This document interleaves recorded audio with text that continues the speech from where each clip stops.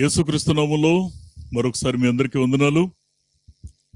అందరూ సిద్ధంగా ఉన్నారా? అందరూ ప్రార్థన పూర్వకంగా మీ హృదయాలను సిద్ధం చేసుకున్నారా?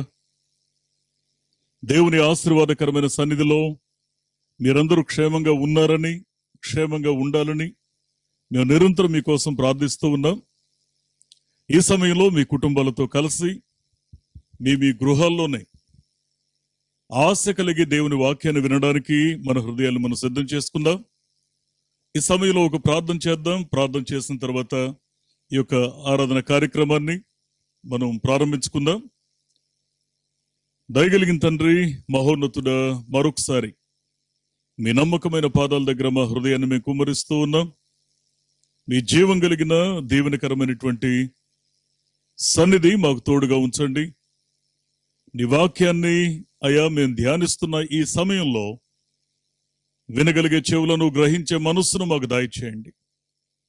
శారీరకంగా మేమందరూ దూరంగా ఉన్నప్పటికీ, ఎవరి గృహాల్లో వారు ఉన్నప్పటికీ, నీ వాక్యాన్ని గూర్చిన ఆశతో, ఆత్మ కలిగించే ఐక్యతలో మేమందరం కలిసి నీ తట్టు చూస్తున్నాం. మీరు మాట్లాడితే మేము ఆశీర్వదించబడతాం. అయా తండ్రి, మీ జీవం కలిగిన మాటల కొరకు మేము కనిపెడుతూ ఉన్నాం. దేవా తండ్రి, కుటుంబాలను మీ చేతులకు అప్పగిస్తూ ఉన్నాం.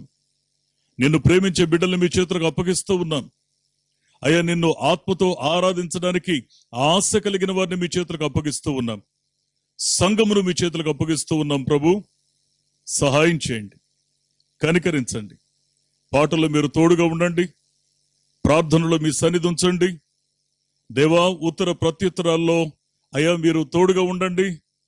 ప్రత్యేకంగా నీ వాక్య ధ్యానములో మీ ఆశీర్వాదకరమైనటువంటి గంభీరమైన తలంపులను మేము పొందడానికి సహాయం చేయమని మీ నమ్మకమైన చేతులకు మమ్మల్ని అప్పగించుకుంటూ, అయ్యా ఈ ఆరాధన ఆది నుండి అంతం వరకు మీ సన్నిధి మాకు తోడుగా ఉంచి సంతృప్తికరంగా మమ్మల్ని నడిపించమని, దీవించమని యేసు నామములో ప్రార్థిస్తున్నాం మా పరమ తండ్రి. Amen, amen. సంతోషం. ఈ సమయంలో ఒక ప్రత్యేకమైన పాటను మనం విందాం.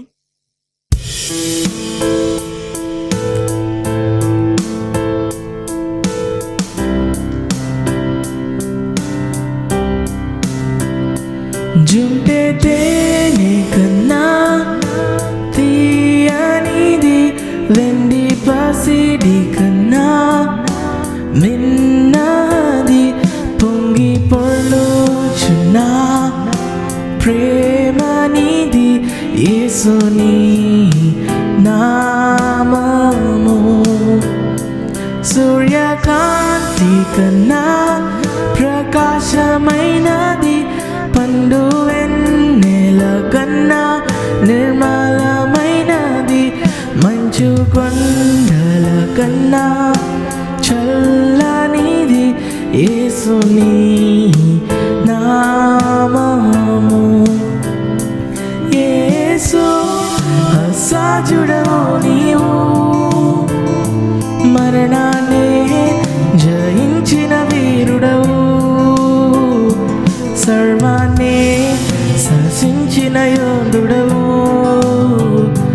నీకు సాటి లేరెవరు. రక్షక నీవేగా మా బలము, దేవా మా దాగు స్థలము నీవే. నీవే నిజమైన దేవుడవు,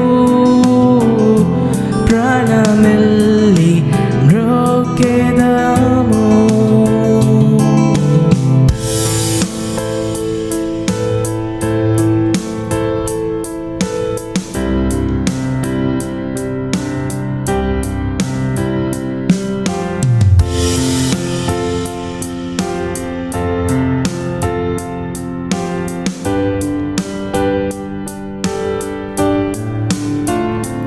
ఆకాశము కన్నా విశాలమైనది, విశ్వమంతటిలో వ్యాపించుచున్నది, ఊహల కందనిది, ఉన్నతమైనది, ఏ యేసుని నామము లోకమంతటికి రక్షణ మార్గము జనులందరినీ బ్రతికించు జీవము సర్వకాలములో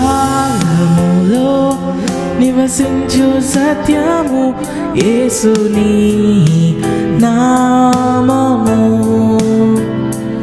యేసు అసాధ్యుడవు నీవు మరణాన్నే జయించిన వీరుడవు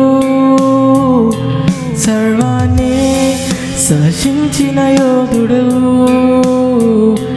నీకు సాటి లేరెవరు రక్షక నీవేగా మా బలము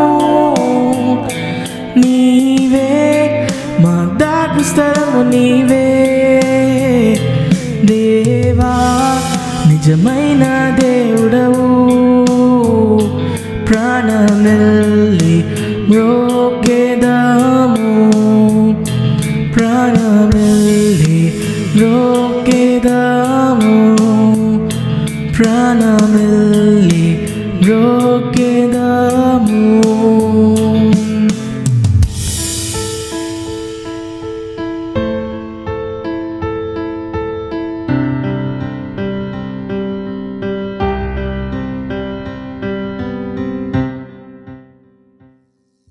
చాలా సంతోషం. ఈ సమయంలో పరిశుద్ధ గ్రంథం నుండి 16వ కీర్తన 1 నుండి 9 వచనాలు సేవకురాలు చదువుతూ ఉండగా మీరందరూ కూడా ఉన్న స్థలంలోనే లేచి నిలువబడి కలసి ధ్యానించాలని ఆశపడుతూ ఉన్నాం. మీరందరూ కూడా ఉన్న స్థలంలోనే లేచి నిలబడండి. ఈ సమయంలో 16వ కీర్తన 1 నుండి 9 వచనాల వరకు కలసి మనం చదువుకుందాం. సేవకురాలు చదివి వినిపిస్తారు. ఈ పఠనం అయిన తర్వాత దేవుని ఆరాధిస్తూ ఓ ప్రత్యేకమైనటువంటి వర్షిప్ సాంగ్ ని మనం విందాం. 16వ కీర్తన 1 నుంచి 9 వచనాలు ఉత్తర ప్రత్యుత్తరంగా కలిసి ధ్యానిద్దాము. దేవా, నీ శరణుజొచ్చి ఉన్నాను, నన్ను కాపాడుము.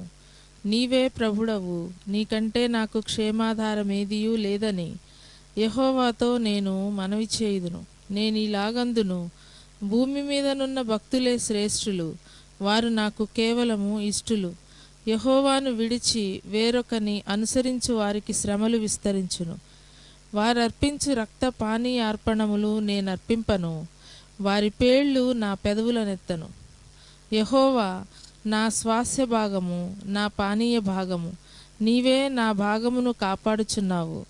మనోహర స్థలములలో నాకు పాలు ప్రాప్తించెను, శ్రేష్టమైన స్వాస్థ్యము నాకు కలిగెను.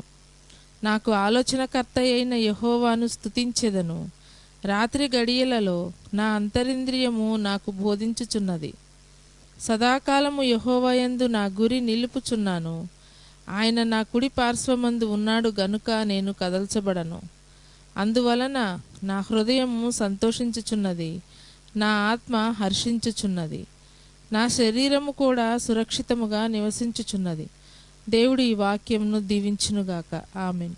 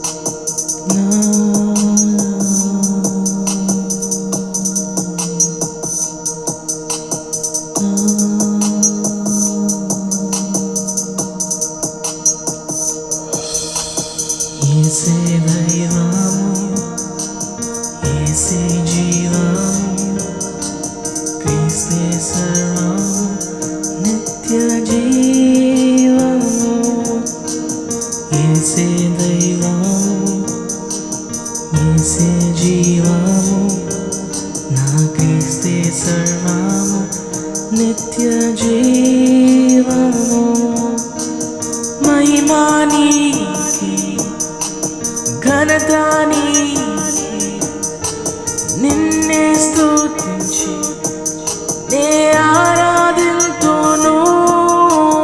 మహిమా నీకే, ఘనత నీకే, నిన్నే స్తుతించి నే ఆరాధింతును. యేసయ్యా నా యేసయ్యా, యేసయ్యా నా యేసయ్యా, యేసయ్యా నా యేసయ్యా, యేసయ్యా నా యేసయ్యా. ఓ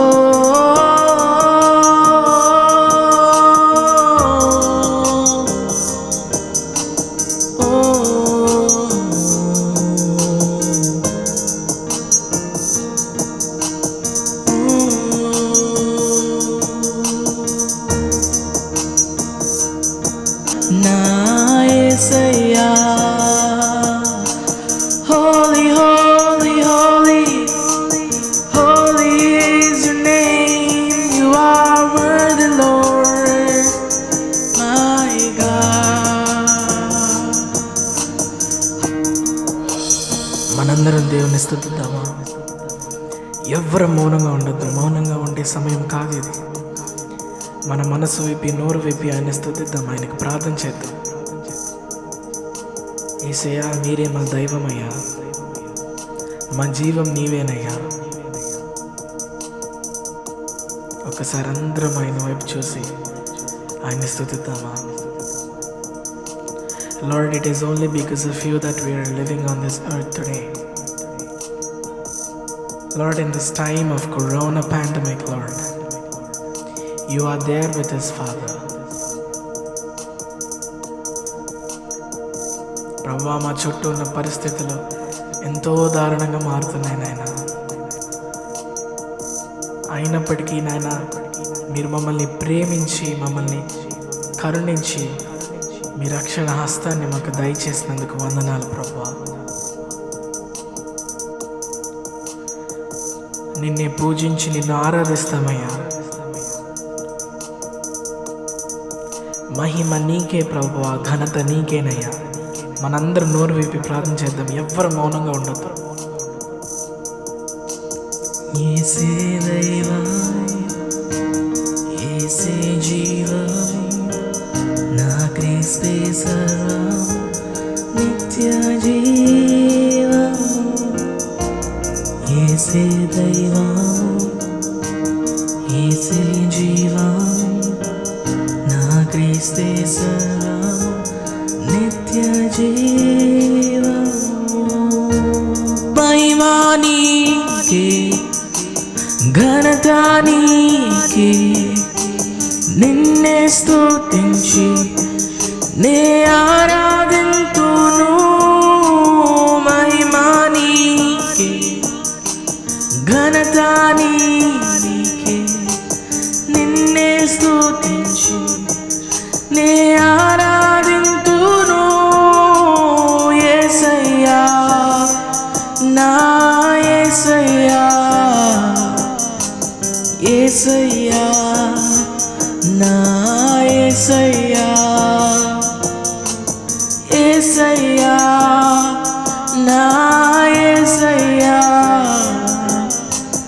యేసయ్యా నా యేసయ్యా.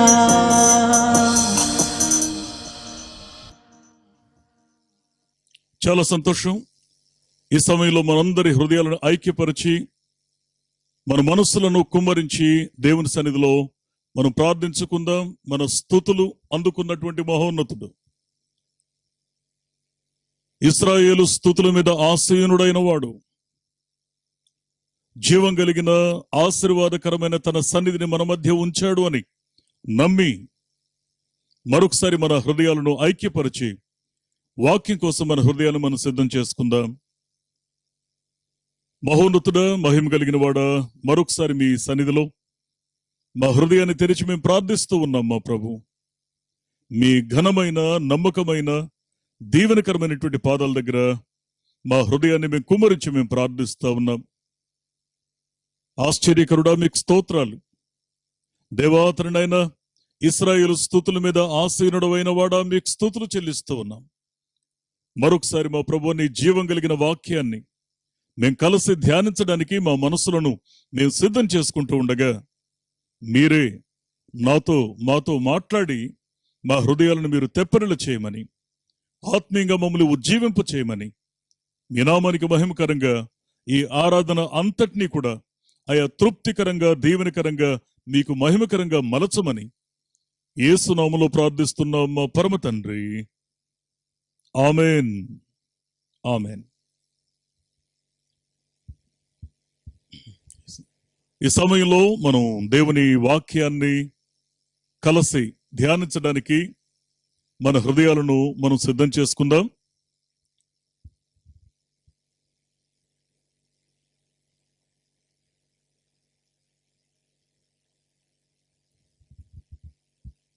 పరిశుద్ధ గ్రంథం నుండి ఒక దీవెనకరమైన మాటని మనం చూద్దాం. యాకోబు పత్రిక 4వ అధ్యాయము 7వ వచనాన్ని ఒక్కసారి మనం జాగ్రత్తగా చదువుకున్నట్లయితే, కాబట్టి దేవునికి లోబడి ఉండుడి, అపవాదిని ఎదిరించుడి, అప్పుడు వాడు మీ యొద్ద నుండి పారిపోవును. కళ్ళు మూసుకుందాం, చిన్న ప్రార్థన చేసుకుందాం. దేవుని యొక్క జీవం కలిగిన మాట కొరకు మన హృదయాలను మనం సిద్ధం చేసుకుందాం. దయగలిగిన వాడా, మహోన్నతుడా, మరొకసారి మీ పాదాల దగ్గర మా హృదయాన్ని కుమ్మరించి మేము ప్రార్థిస్తూ ఉన్నాం. మీరు మాట్లాడుతున్న ప్రతిసారి కూడా మా మనసులు కదిలించబడుతూ ఉన్నాయి. మీరు మాట్లాడుతూ ఉన్న ప్రతిసారి కూడా మా హృదయాలు సరిదిద్దబడుతూ ఉన్నాయి. మీరు పలకరిస్తున్న ప్రతిసారి మా మనసులు ధైర్యం తెచ్చుకుంటున్నాయి. మరొకసారి జీవం కలిగిన మీ మాట కోసం మా హృదయాన్ని మేము సిద్ధం చేసుకుంటున్నాం. కనికరించండి, కృప చూపించండి, తోడుగా ఉండి నడిపించమని.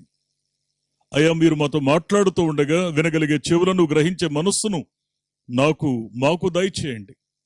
నీ మాటలు వివరించడానికి నేను తగినవాణ్ణి కాదు, నా జ్ఞానం చాలదు. నన్ను మీ సిలువ చాటును మరుగుపరిచి మీరే మాతోనూ మాట్లాడమని, దీవించమని యేసునామములో ప్రార్థిస్తున్నాం మా పరమ తండ్రి. ఆమేన్. ఆమేన్. పరిశుద్ధ గ్రంథం నుండి ప్రభు మనతో మాట్లాడను ఉద్దేశించిన ఈ దీవెనకరమైన మాటని ఒకసారి మనం చూసినట్లయితే, మళ్ళీ ఒకసారి యాకోబు పత్రిక 4వ అధ్యాయము 7వ వచనాన్ని మనం చూస్తే, కాబట్టి దేవునికి లోబడి ఉండండి, అపవాదిని ఎదిరించుడి, అప్పుడు వాడు మీ ఎదుట నుండి పారిపోతాడు అని దేవుని వాక్యం సెలవిస్తా ఉంది. నేను ఒక సున్నితమైన సత్యాన్ని మీతో చెప్పనా?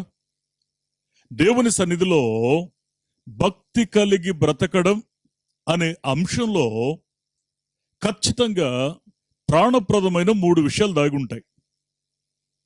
ఒకటి, భక్తి కలిగి జీవించటంలో నెంబర్ 1 బహుమానాలు ఉంటాయి.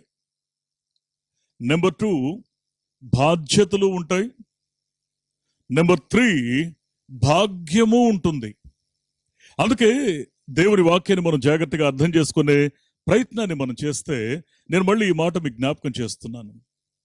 దేవుని వాక్యం సెలవిస్తున్న సత్యం ఏంటంటే, మన ఆత్మీయ ప్రయాణం అంతా కూడా దీవెనకరంగా జరగడానికి దేవుడు మనతో మాట్లాడుతూ ఉన్నాడు. ఈ ప్రయాణంలో మనం స్థూలంగా అర్థం చేసుకోవాల్సిన విషయం ఏంటంటే, ఖచ్చితంగా భక్తి జీవితంలో బహుమానాలు ఉంటాయి. ఏంటి భక్తి జీవితంలో మనం కలిగి ఉండే బహుమానాలు? ఈ ఆత్మీయ ప్రయాణంలో ఖచ్చితంగా గుర్తుంచుకోవాల్సిన అంశాలు ఏంటి అంటే, నెంబర్ 1 బహుమానాలు ఏంటి అనంటే, నెంబర్ 1 మత్తయి సువార్త 11వ అధ్యాయము 23వ వచనాన్ని ఒకసారి మనం జాగ్రత్తగా, 28వ వచనాన్ని జాగ్రత్తగా మనం అర్థం చేసుకునే ప్రయత్నాన్ని మనం చేస్తే, ప్రయాసపడి భారం మోస్తున్న వారులారా నా యొద్దకు రండి, నేను మీకు విశ్రాంతినిస్తాను. ఇది మొదటి బహుమానం. భక్తి జీవితం కలిగిన వారికి, విశ్వాస జీవితాన్ని వెంబడిస్తున్న వారికి, దేవుని మీద నమ్మకం కలిగి ఆయన యొక్క ఉద్దేశానికి తగినట్లుగా బ్రతకడానికి ఇష్టపడిన వారి జీవితాలతో దేవుడు మాట్లాడుతున్న ఆశీర్వాదకరమైన మొదటి మాట ఏంటంటే, నేను మీకు విశ్రాంతినిస్తాను. నేను మీకు విశ్రాంతినిస్తాను. మీరు ఎప్పుడైనా గమనించారా? తుఫాను వస్తున్నప్పుడు వాస్తవంగా మనిషి ఆసరా కోరుకుంటాడు. ఎందుకు అనంటే, విపరీతంగా ఆ పైనుండి కురుస్తున్నటువంటి ఆ వర్షం మన కళ్ళ ముందు ఏముందో మనకు కనబడకుండా అస్పష్టతలోకి నెట్టేస్తుంది. రెండవది, ఆ తీవ్రమైనటువంటి గాలులు ఏం చేస్తాయంటే, మనం ఒక దిక్కుకు వెళ్ళాలి అనుకుంటే ఆ పరిస్థితులు మనల్ని ఇంకొక దిక్కుకు తోసేస్తూ ఉంటాయి. ఈ సమయంలో మనకి ఏం కావాలంటే, ప్రయాసపడి పడుతూ లేస్తూ ఏం వెతుకుతామంటే ఆసరా వెతుకుతాం. అందుకే దేవుని వాక్యం సెలవిస్తున్న సత్యం ఏంటి అనంటే, ఆత్మీయ జీవితంలో నిలబడలేక, పడి అలాగే ఉండలేక, పడుతూ లేస్తూ ఉన్న బ్రతుకుల్లో దేవుడు ఏమంటాడంటే, నేను మీకు విశ్రాంతినిస్తాను. మానసికంగా అలసిపోయాం కదూ, మన మీద మనకే విరక్తి కలిగేలా చాలాసార్లు పడుతూ లేస్తూ వచ్చాం కదూ.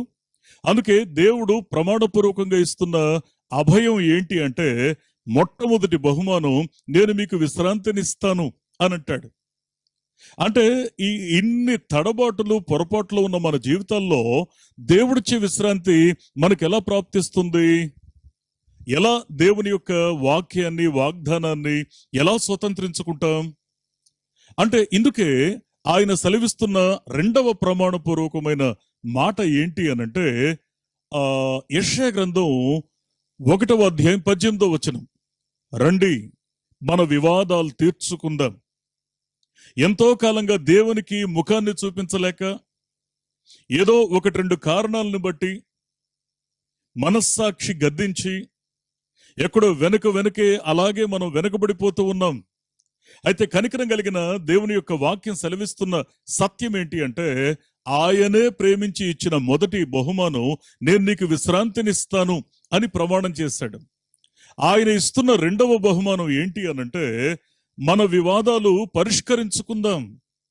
ఒకవేళ మీ గతం రక్తం వలె ఎర్రగా ఉన్నా సరే, అది హిమము వలె అంటే మంచులా దాన్ని తెల్లగా చేస్తాను. అంటే ఇప్పటి వరకు మన జీవితాల్లో ఉన్నటువంటి ఆ డాగులు, ఆ మరకలు ఉన్నాయి చూశారు, వాటిని కడిగి వేస్తానని ప్రమాణం చేస్తున్నాడు. ఆత్మ చెప్పుచున్న మాట చెవిగలవాడు వినుడుగాక. ఇది దేవుడు తన కృపను బట్టి మనకు అనుగ్రహిస్తున్నటువంటి భాగ్యం. అది ఒకటి, విశ్రాంతినిస్తున్నాడు. రెండవది, వివాదాలు పరిష్కరించుకోవడానికి అంటే సమాధాన పడడానికి కృప చూపుతూ ఉన్నాడు.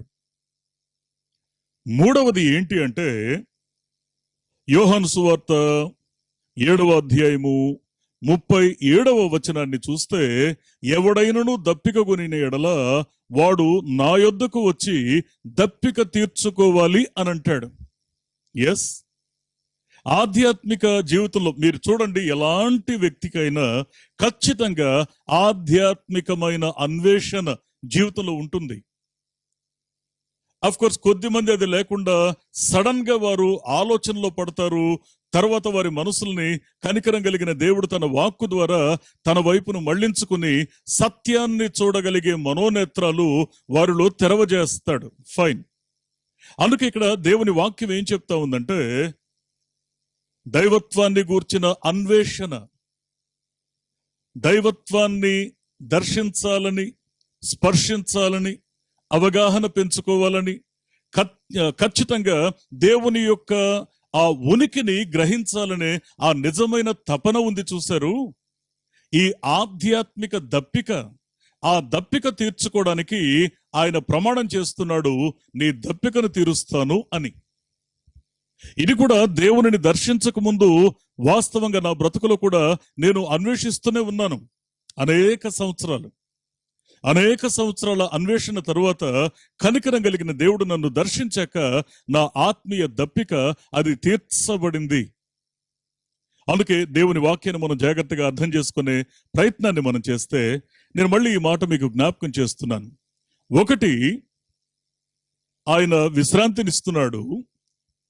రెండవది, ఆయన ప్రమాణం చేస్తున్న ప్రకారంగా మన వివాదాలు పరిష్కరించుకుందాం అని సమాధానాన్ని ఆయన ప్రకటిస్తున్నాడు.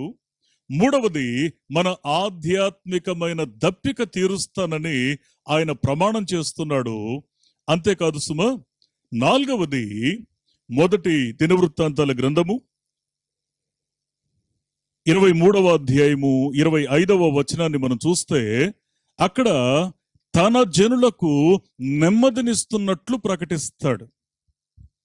ప్రియ స్నేహితులారా, దేవుని సన్నిధిలో మనం పొందగలిగే అతి శ్రేష్టమైన వెలకట్టలేని అంశాలేంటి అంటే ఆయన ద్వారా సంక్రమించే విశ్రాంతి. రెండవది, ఆ విశ్రాంతి ప్రాప్తించాలంటే ఖచ్చితంగా మనం అనుభవించి చూడాల్సిన తొలిమెట్టు ఏంటి అనంటే, మన వివాదాలు పరిష్కరించబడాలి దేవుని సన్నిధిలో.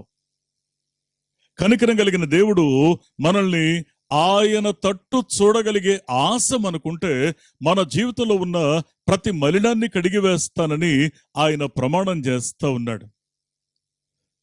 మూడవది, ఆత్మీయంగా మనకున్న ఆ దప్పికను తీర్చడానికి ఆయన సంసిద్ధంగా ఉన్నాడు. నిజమే, లోకంలో రకరకాల దప్పికలు ఉంటాయి, అవి ఎప్పటికీ తీరవు. దీన్ని దప్పిక, దాహం అంటాం.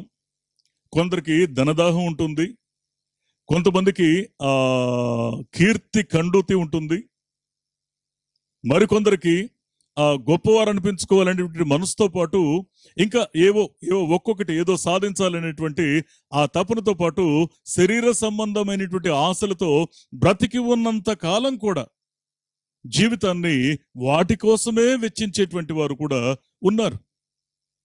అయితే వీటన్నిటికంటే శ్రేష్టమైన దప్పిక ఏంటి అంటే ఆధ్యాత్మికమైన దప్పిక. ఈ దప్పిక దేవుని సన్నిధిలో మాత్రమే అది తీర్చబడుతుంది. అంత మాత్రమే కాకుండా తన జనులకు నెమ్మదినిస్తానని దేవుడు ప్రమాణం చేశాడు. ఆత్మ చెప్పుచున్న మాట చెవిగలవాడు వినుడుగాక. దేవుడు తన జనులకు నెమ్మదినిస్తానని ప్రమాణం చేశాడు. ఎస్, సరే దేవ, ఉచితంగా ఇన్నిచ్చావు, మరి నా జీవితం నుంచి నువ్వేం కోరుతున్నావు? మనం మొదటిగా చూసాం, భక్తి జీవితంలో ఖచ్చితంగా బహుమానాలు ఉంటాయి.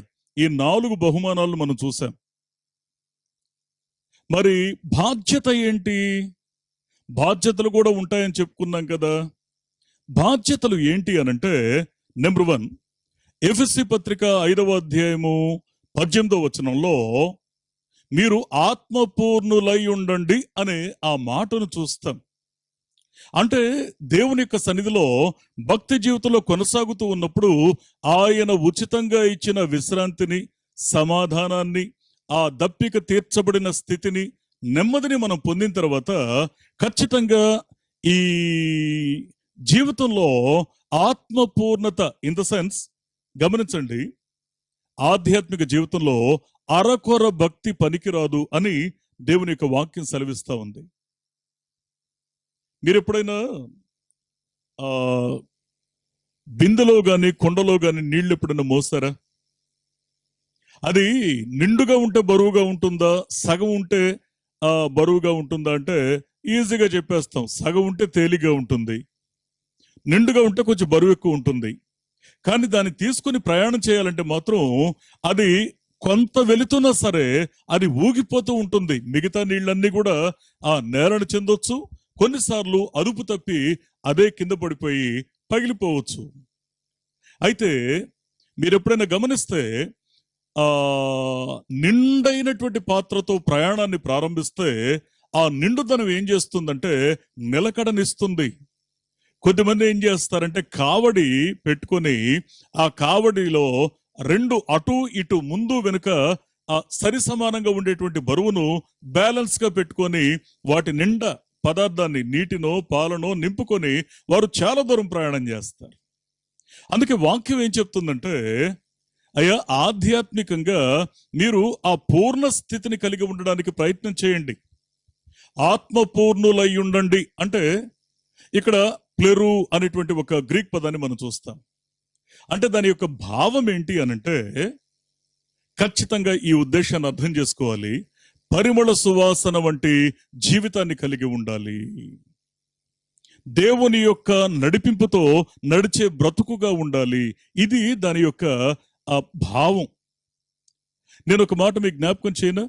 ఒకటి, ఆత్మపూర్ణత కలిగి ఉండాలి.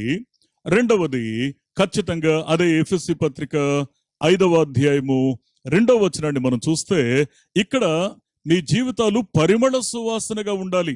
అందుకే యేసుక్రీస్తు తన ప్రాణాన్ని పెట్టాడు. ఒకటి, పరిపూర్ణత కలిగి ఉండాలి. రెండవది, పరిమళ సువాసనగా మన జీవితాలు ఉండాలి. ప్రియ స్నేహితులరా, అందుకే ఆత్మీయ జీవితంలో ఒకటి, బహుమానాలు ఏంటో చూసాం. రెండవది, మన యొక్క బాధ్యతలేంటో చూసాం. ఏంటి బాధ్యత అంటే, ఆత్మపూర్ణత. నాలో నేను నింపబడి ఉండాలి. దేవుడు నన్ను నా లోనికి తొంగి చూసినప్పుడు నేను ఖచ్చితంగా ఆ నింపబడిన స్థితిలో ఉండాలి. అరకొర భక్తి నన్ను ముక్తికి చేర్చదు. ఈ సత్యాన్ని గుర్తుపెట్టుకోవాలి. రెండవది, నేను పరిమళ సువాసనగా ఉండాలి. నేను ఎక్కడున్నా, ఎవరి మధ్య ఉన్నా, ఆ దేవుని గూర్చిన పరిమళ సువాసన నా బ్రతుకులో ఉండాలి. సరే, బహుమానాన్ని, బాధ్యతను చూసాం. మరి భాగ్యం ఏంటో తెలుసా? భాగ్యం ఏంటి అంటే, మొదటి తిమోతి పత్రిక 1వ అధ్యాయము 16వ వచనాన్ని ఒక్కసారి మనం జాగ్రత్తగా చదువుకున్నట్లయితే, అయినను నిత్య జీవము నిమిత్తము తనను విశ్వసింపబో వారికి నేను మాదిరిగా ఉండులాగున యేసు క్రీస్తు తన పూర్ణమైన దీర్ఘశాంతమును ఆ ప్రధాన పాపినైన నాయందు కనపరుచున్నట్లు నేను కనికరింపబడ్డానండి. ఆత్మ చెప్పుచున్న మాట చెవిగలవాడు వినుడుగాక. పౌలు భక్తుడు ఏమని మాట్లాడుతున్నాడు అనంటే, అయ్యా, దేవుడు నాకు ఒక భాగ్యాన్ని ఇచ్చాడు. దానికి ఆయన నన్ను కనికరించాడు. నేను పాపుల్లో ప్రధానుడను అని తెలిసి కూడా ఆయన నన్ను భాగ్యవంతునిగా ఎంచాడు. ఆయన భాగ్యవంతునిగా ఎంచి నాకిచ్చిన జీవితం ఏంటో తెలుసా? నాకిచ్చిన రెస్పాన్సిబిలిటీ ఏంటో తెలుసా? మాదిరికరంగా జీవించమన్నాడు. ఎవరికి మాదిరికరంగా జీవించమన్నాడో తెలుసా? నిత్య జీవం కోసం దానిని పొందడానికి ఎవరైతే విశ్వాసంలోకి అడుగు పెడుతున్నారో, జాగ్రత్తగా అర్థం చేసుకోండి మాటని. ప్రతి విశ్వాసి యొక్క రెస్పాన్సిబిలిటీ ఏంటి? క్రీస్తు రక్తంలో కడగబడిన వారు, కనబడిన వారు, కొనబడిన వారు, వారి జీవితంలో శ్రేష్టమైంది ఏంటి అంటే మాదిరికరమైన జీవితం. ఎవరి కొరకు అంటే ఇక్కడ మనం అర్థం చేసుకోవాలి, నిత్య జీవాన్ని పొందడానికి దేవుడు ఎవరిని ఎంపిక చేశాడో వారు విశ్వాస జీవితంలోకి వస్తున్నప్పుడు ఏం పర్వాలేదు, విశ్వాస జీవితంలో నేను నిలబడగలను. చిన్న చిన్న ఒడిదుడుకులు వస్తూ ఉన్నా సరే, తీవ్రమైన సమస్యలు వచ్చినా సరే, నేను ఖచ్చితంగా విశ్వాస జీవితంలో నిలదొక్కుకోగలను. ఎందుకు అంటే దేవుడు మాట తప్పుడు, ఆయన తన కనికరాన్ని కుమ్మరిస్తాడు. ఇదిగో నా కళ్ళ ముందు కనబడుతున్న ఈ జీవితమే నాకు ఆదర్శం అని నిన్ను అనుకోవాలి. నిత్య జీవానికి ఎంపిక చేయబడిన వారు విశ్వాసంలో అడుగు పెడుతూ ఉన్నప్పుడు వారి అడుగులు స్థిరపడడానికి నీ జీవితం మాదిరికరంగా ఉండాలి. మన జీవితం మాదిరికరంగా ఉండాలి. ప్రియ స్నేహితులరా, నేనెప్పుడు ఈ మాట చెప్తా ఉంటాను, కేవలం భౌతికమైన అంశాల గురించి మాత్రమే మనం మాట్లాడుకోవాలంటే దానికి భక్తే అక్కర్లేదండి, దానికి భక్తే అక్కర్లేదు. కానీ ఈ భక్తి నిత్యత్వాన్ని కలిగించగలిగేది భక్తి జీవితం మాత్రమే అన్నది సత్యం. ఆ కారణం చేత నేను దేవుని ద్వారా ముందు కనికరింపబడ్డాను, ఆ 4 అనుభవాలు చూశాను. తర్వాత నా బాధ్యత గుర్తించాను, ఆత్మపూర్ణంగా ఉండాలి, పరిమళ సువాసనగా ఉండాలి. ఫైన్, నా వరకు నేను జాగ్రత్తగా ఉంటున్నాను. కానీ దానికి మించిన భాగ్యవంతమైన జీవితం ఏంటి అనంటే, అయ్యా, నిత్య జీవానికి ఎంపిక చేయబడిన వారు విశ్వాస జీవితంలోకి వస్తున్నప్పుడు నీవు నేను మాదిరికరంగా నిలబడాలి. అందుకే కనికరం కలిగిన దేవుడు మనల్ని క్షమించాడు, అందుకే ఆయన మనల్ని భాగ్యవంతులుగా చేశాడు. ఆయన బ్రతుకు జీవితాన్ని మనం ఆయనలో బ్రతకడానికి ఖచ్చితంగా మనం ఆయన యొక్క ఔన్నత్యాన్ని, దైవత్వాన్ని ప్రకటించడానికి సవాలుకరమైన జీవితాన్ని, మాదిరికరమైన జీవితాన్ని మన బ్రతుకుల్లో ఇచ్చాడు. అదే ఆశిస్తున్నాడు ఆయన, మనం మాదిరికరంగా బ్రతకాలని. నిత్య జీవానికి ఎంపిక చేయబడిన వారు నీ జీవితాన్ని చూస్తున్నప్పుడు, మన జీవితాన్ని చూస్తున్నప్పుడు వారు ప్రోత్సహించబడుతున్నారా, నిరుత్సాహపడుతున్నారా అన్న ప్రశ్న మనం బ్రతికున్న ఆఖరి రోజు వరకు కూడా మనల్ని సవాలు చేస్తూనే ఉంటుంది. ప్రియ స్నేహితులరా, నేను మళ్ళీ ఈ మాట మీకు జ్ఞాపకం చేస్తున్నాను. నా జీవితం ఎలా ఉందో వాక్యం అనే అద్దంలో నేను పరీక్షించుకుంటున్నప్పుడు నా మనసు సంతృప్తి చెందుతుందా లేదా నిరాశ చెందుతున్న దేవుని మనసును అక్కడ జ్ఞాపకం చేసుకుంటుందా? దేవుని వాక్యాన్ని మనం జాగ్రత్తగా అర్థం చేసుకునే ప్రయత్నాన్ని మనం చేస్తే, ఒక సుదీర్ఘమైన ప్రయాణం ఇది, ఒక సుదీర్ఘమైన ప్రయాణం. కేవలం రక్షించబడడంతో మన పని అయిపోలేదు. రెండవ బాధ్యత ఏంటి అంటే, ఆత్మపూర్ణంగాను పరిమళ సువాసనగాను బ్రతకాలి. అంత మాత్రమే కాదు, నీ జీవితంలో నీవు నీ వరకు నువ్వు భక్తిని కాపాడుకుంటూ మౌనంగా ఉంటే చాలదు, ఇతరుల యొక్క జీవితానికి మాదిరిని చూపించే ఆశీర్వాదకరమైన స్థితిలో నేను ఉండాలి. ప్రియ స్నేహితులారా, నేను వేదనతో, బాధతో ఒక మాట చెప్తున్నాను. భక్తి జీవితాన్ని కూడా సౌకర్యవంతమైన భక్తిని కోరుకునేటువంటి వాళ్ళు చాలా మంది ఉన్నారు. I'm very sorry to say, నేను ఎక్కువగా మాట్లాడదలుచుకోలేదు. అలాంటి వారికి సరిదిద్దడం అంటే ఇష్టం ఉండదు, కరెక్ట్ చేయడం అంటే ఇష్టం ఉండదు, దేవుడు సూటిగా మాట్లాడితే ఇష్టం ఉండదు. అయితే మనల్ని మనం మోసగించుకోవడానికి కాదు భక్తి. దేవుని వాక్యం సెలవిస్తున్న సత్యం ఏంటి అనంటే, అయ్యా, మన వివాదాలు పరిష్కరించబడ్డాయి. రెండవది, మనం ఆదర్శప్రాయంగా బ్రతకాలి. ఖచ్చితంగా ఇంటర్నల్ గా మనం ఆ పరిపూర్ణత కలిగి ఉండడం మాత్రమే కాదు, పరిమళ సువాసనగా ఉండడం మాత్రమే కాదు, మన బహిరంగ జీవితం కూడా మాదిరికరంగా ఉండాలి. వాక్యం సెలవిస్తున్న సత్యం ఏంటి అనంటే, ప్రియ స్నేహితులరా, మనం మన రెస్పాన్సిబిలిటీని గనక గమనించగలిగితే ఆశ్చర్యకరుడైన దేవుని ప్రణాళికను అర్థం చేసుకుంటాం. ఆ దేవుని యొక్క ఉద్దేశాన్ని నెరవేర్చడానికి, అంటే నిత్య జీవం కొరకు ఎవరైతే ఎంపిక చేయబడ్డారో వారు విశ్వాస జీవితంలోకి వస్తున్నప్పుడు ఖచ్చితంగా అట్టి వారిని ప్రోత్సహించేలా మన జీవితాలు మాదిరికరంగా ఉండి తీరుతాయి. ఈ జీవితం దీవెనకరంగా గమ్యం దాకా ప్రయాణం చేయాలి అనంటే అది ఎలాంటి జాగ్రత్త కలిగి ఉండాలి? అందుకే ఇప్పుడు మూలవాక్యం దగ్గరికి వెళ్తున్నాం. అదే యాకోబు పత్రిక 4వ అధ్యాయం 7వ వచనం చూస్తే, మనం మాదిరికరమైన జీవితాన్ని జీవించాలి అనంటే, ఈ భాగ్యవంతమైన జీవితాన్ని కాపాడుకోవాలి అంటే మొదటి ఎక్స్పీరియన్స్ ఏంటో తెలుసా? దేవునికి లోబడి ఉండండి. ఆత్మ చెప్పుచున్న మాట చెవిగలవాడు వినుడుగాక. దేవునికి లోబడి ఉండడం అంటే, దేవునికి లోబడి ఉండడం అంటే దేనికి లోబడాలి అంటే నేను మాదిరికరంగా బ్రతకాలి. దేవుడు ప్రధాన పాపినైన నన్ను క్షమించి నాకొక భాగ్యాన్ని ఇచ్చాడు ఆయన కోసం బ్రతకడానికి, అనేకులకు ఆదర్శప్రాయంగా బ్రతకడానికి దేవుడు ఈ యొక్క అభాగ్యుణ్ణి భాగ్యవంతునిగా ఎంచాడు. అందుకే దేవునికి లోబడి ఉండాలి. దేవునికి లోబడి ఉండడం అంటే అర్థం ఏంటి? నెంబర్ 1,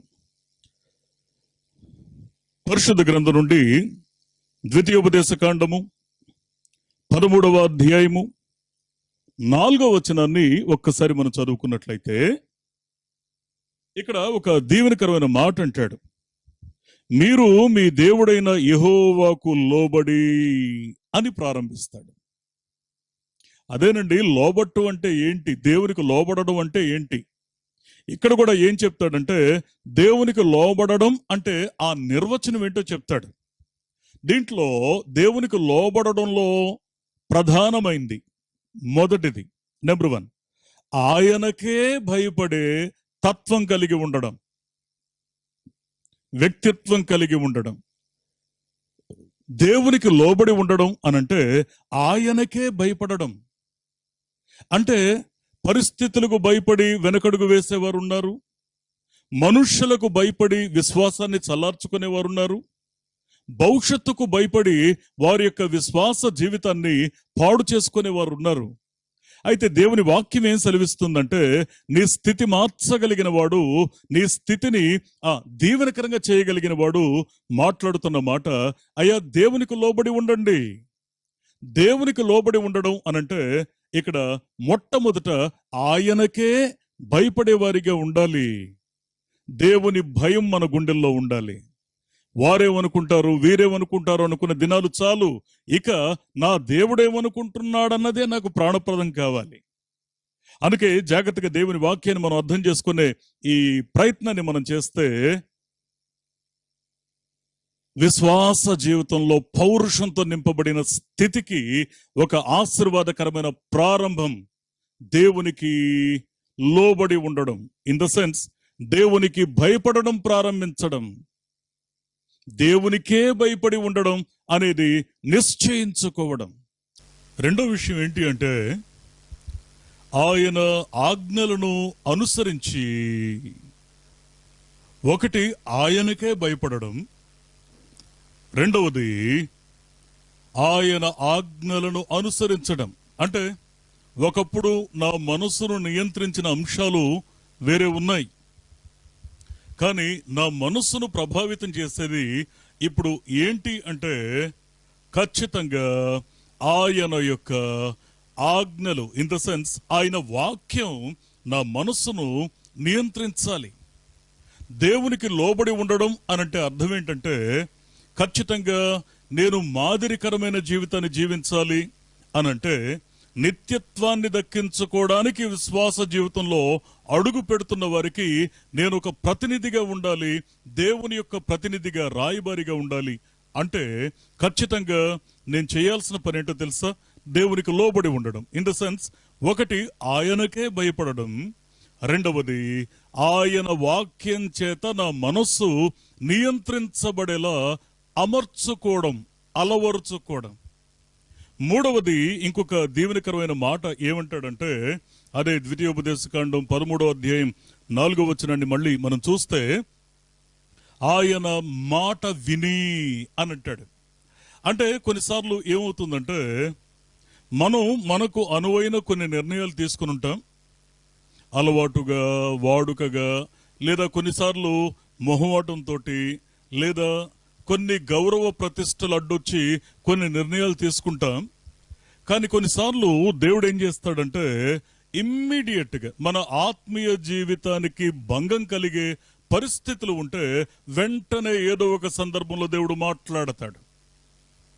అది నువ్వు వాక్యం చదివేటప్పుడే కావచ్చు, లేదా మీరు ప్రార్థన చేసుకునేటప్పుడే కావచ్చు, లేదా మీరు వాక్యాన్ని వినేటప్పుడే కావచ్చు. కనికరం కలిగిన దేవుడు సూటిగా మాట్లాడతాడు. ఆయన మాట్లాడుతున్నాడు అంటే మనం ఏం చేయాలంటే వెంటనే మన మనసులను కట్టడి చేసుకొని ఆయన ఏం చెప్పాడో, నాకేం తోచిందో కాదు, నా దృష్టికి ఏది మంచిది అని నేను అనుకున్నానో అది కాదు, ఆయన నాకు ఏం చెప్పాడని నేను గ్రహించానో దాన్ని చెయ్యాలి, దానిని వినాలి. అందుకే దేవునికి లోబడి ఉండడం అనంటే ఖచ్చితంగా ఆయనకే భయపడి ఉండడం, తరువాత ఆయన వాక్యం చేత నా మనస్సు నియంత్రించబడేలా నేను అలవర్చుకోవడం, మూడవది ప్రతి క్షణం కూడా ఆయన మాటకు కట్టుబడడం, నా స్వ అభిప్రాయము కంటే ఎక్కువగా ఆయన మాటకు ముఖ్యత్వాన్ని ఇవ్వడం, నాలుగవది ఆయనను సేవించడం, ఐదవది ఆయనను హత్తుకోవడం. ప్రియ స్నేహితులరా, నేను ఒక మాట మీకు జ్ఞాపకం చేస్తాను. దేవుని ప్రేమ మనల్ని దర్శించక ముందు, ఆయన మనకు విశ్రాంతిని ఇవ్వక ముందు, ఆయన మన వివాదాల్ని క్షమించక ముందు, ఆయన మన యొక్క జీవితంలో నెమ్మదిని ఇవ్వక ముందు హానికరమైన వాటిని హత్తుకున్నాం, దానికి పెను మూల్యాన్ని చెల్లిస్తూ వచ్చాం. అందుకే వాక్యం ఏం చెప్తా ఉందంటే, ఇక నీకు హాని కలిగించే వాటిని విడిచిపెట్టు. ఇక మీ జీవితాల్లో మిమ్మల్ని నష్టపరిచినవి, మీ యొక్క జీవితాన్ని ఛిద్రం చేసినవి, వాటిని విసర్జించండి. దేవునిని హత్తుకొని ఉండడం, దేవునిని హత్తుకొని ఉండడం అంటే అర్థం ఏంటంటే ఆయనకు లోబడి ఉండడం. అందుకే యాకోబు రాస్తున్న ఈ అమూల్యమైన మాట, అయా విశ్వాస జీవితాన్నంతటిని కూడా క్రమపరచాలి అంటే ఖచ్చితంగా ఆయనకు లోబడి ఉండాలి అనేటువంటి ఆ మొదటి ఆ సంకేతాన్ని ఆ దేవుని యొక్క సన్నిధిలో ఆ పరిశుద్ధాత్మ దేవుడు యాకోబు ద్వారా మనతో మాట్లాడుతూ ఉన్నాడు. ఆయనకు లోబడి ఉండడం అంత మాత్రమే కాదండి, దేవునికి లోబడి ఉండడం అనంటే నేను మరొక దీవెనకరమైన మాట కూడా మీకు జ్ఞాపకం చేస్తాను. అపోస్తల కార్యముల గ్రంథం 6వ అధ్యాయము 7వ వచనాన్ని కూడా ఒకసారి మనం చూస్తే, ఇక్కడ చదువుదాం ఈ యొక్క మాటని. దేవుని వాక్యము ప్రబలమవుతున్న సమయంలో శిష్యుల సంఖ్య యెరూషలేములో బహుగా విస్తరిస్తా ఉంది. ఆ సమయంలో యాజకులలో అనేకులు వారు చేసిన పనేంటి అంటే విశ్వాసమునకు లోబడ్డారు. ఆత్మ చెప్పుచున్న మాట చెవిగలవాడు వినుగాక. నేను మళ్ళీ ఈ మాట మీకు జ్ఞాపకం చేస్తున్నాను. దేవునికి లోబడి ఉండడం అంటే ఇందాక మనం చెప్పుకున్న అనుభవాలతో పాటు విశ్వాసమునకు లోబడాలి. విశ్వాస జీవితానికి మనం కట్టుబడి ఉండాలి. ఇంకొక దీవెనకరమైన మాట రోమాపత్రిక 13వ అధ్యాయము 5వ వచనాన్ని మనం చూస్తే, ఆగ్రహ భయమును బట్టే మాత్రమే కాదు, ఖచ్చితంగా మనం చేయాల్సింది మనస్సాక్షిని బట్టి లోబడి ఉండుట ఆవశ్యకము. దేవుని వాక్యం ఏమని సెలవిస్తా ఉందంటే, దేవునికి లోబడి ఉండడం అంటే ఆయనకే భయపడి ఉండడం, రెండవది ఆయన వాక్యానికి కట్టుబడి ఉండడం, ఆయన మాటకు చెవియొగ్గడం, ఆయనను సేవించడం, ఆయనను హత్తుకోవడంతో పాటు విశ్వాసమునకు లోబడి ఉండడం. అట్ ద సేమ్ టైం తట్టి లేపబడిన మన మనస్సాక్షికి తగినట్లు లోబడి బ్రతకడం.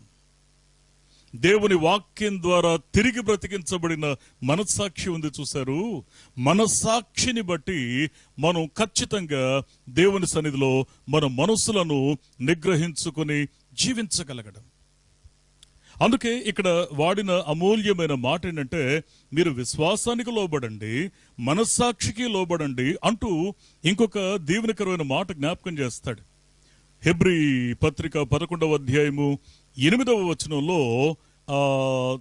అబ్రహామును గురించి అక్కడ ప్రస్తావిస్తూ, అబ్రహాము పిలువబడినప్పుడు విశ్వాసమును బట్టి ఆ పిలుపునకు లోబడ్డాడు. ఆత్మ చెప్పుచున్న మాట చెవిగలవాడు వినుగాక.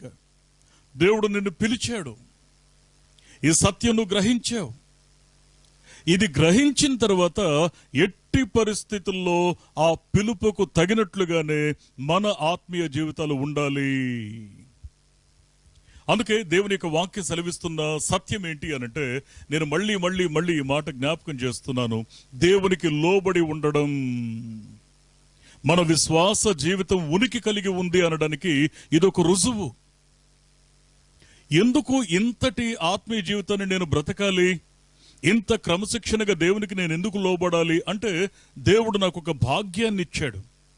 ఏంటి అంటే, నన్ను నిత్య జీవానికి అనుగ్రహించడానికి యోగ్యునిగా ఎంచడం మాత్రమే కాకుండా, నన్ను నిత్య జీవానికి పాత్రునిగా ఎంచడం మాత్రమే కాకుండా, మనల్ని ఆయన ఎలా ఎంచారు అనంటే, నిత్య జీవంలోకి అడుగు పెడుతున్న వారు విశ్వాసంలో వృద్ధి పొందడానికి మనల్ని ఒక మాదిరికరంగా ఆయన నిలబెట్టుకున్నాడు. ఆ భాగ్యానికి భంగం కలగకుండా మనం దేవునికి లోబడిన వారిగా మన జీవితాల్ని అమర్చుకోవాలి. ఇది అవసరం.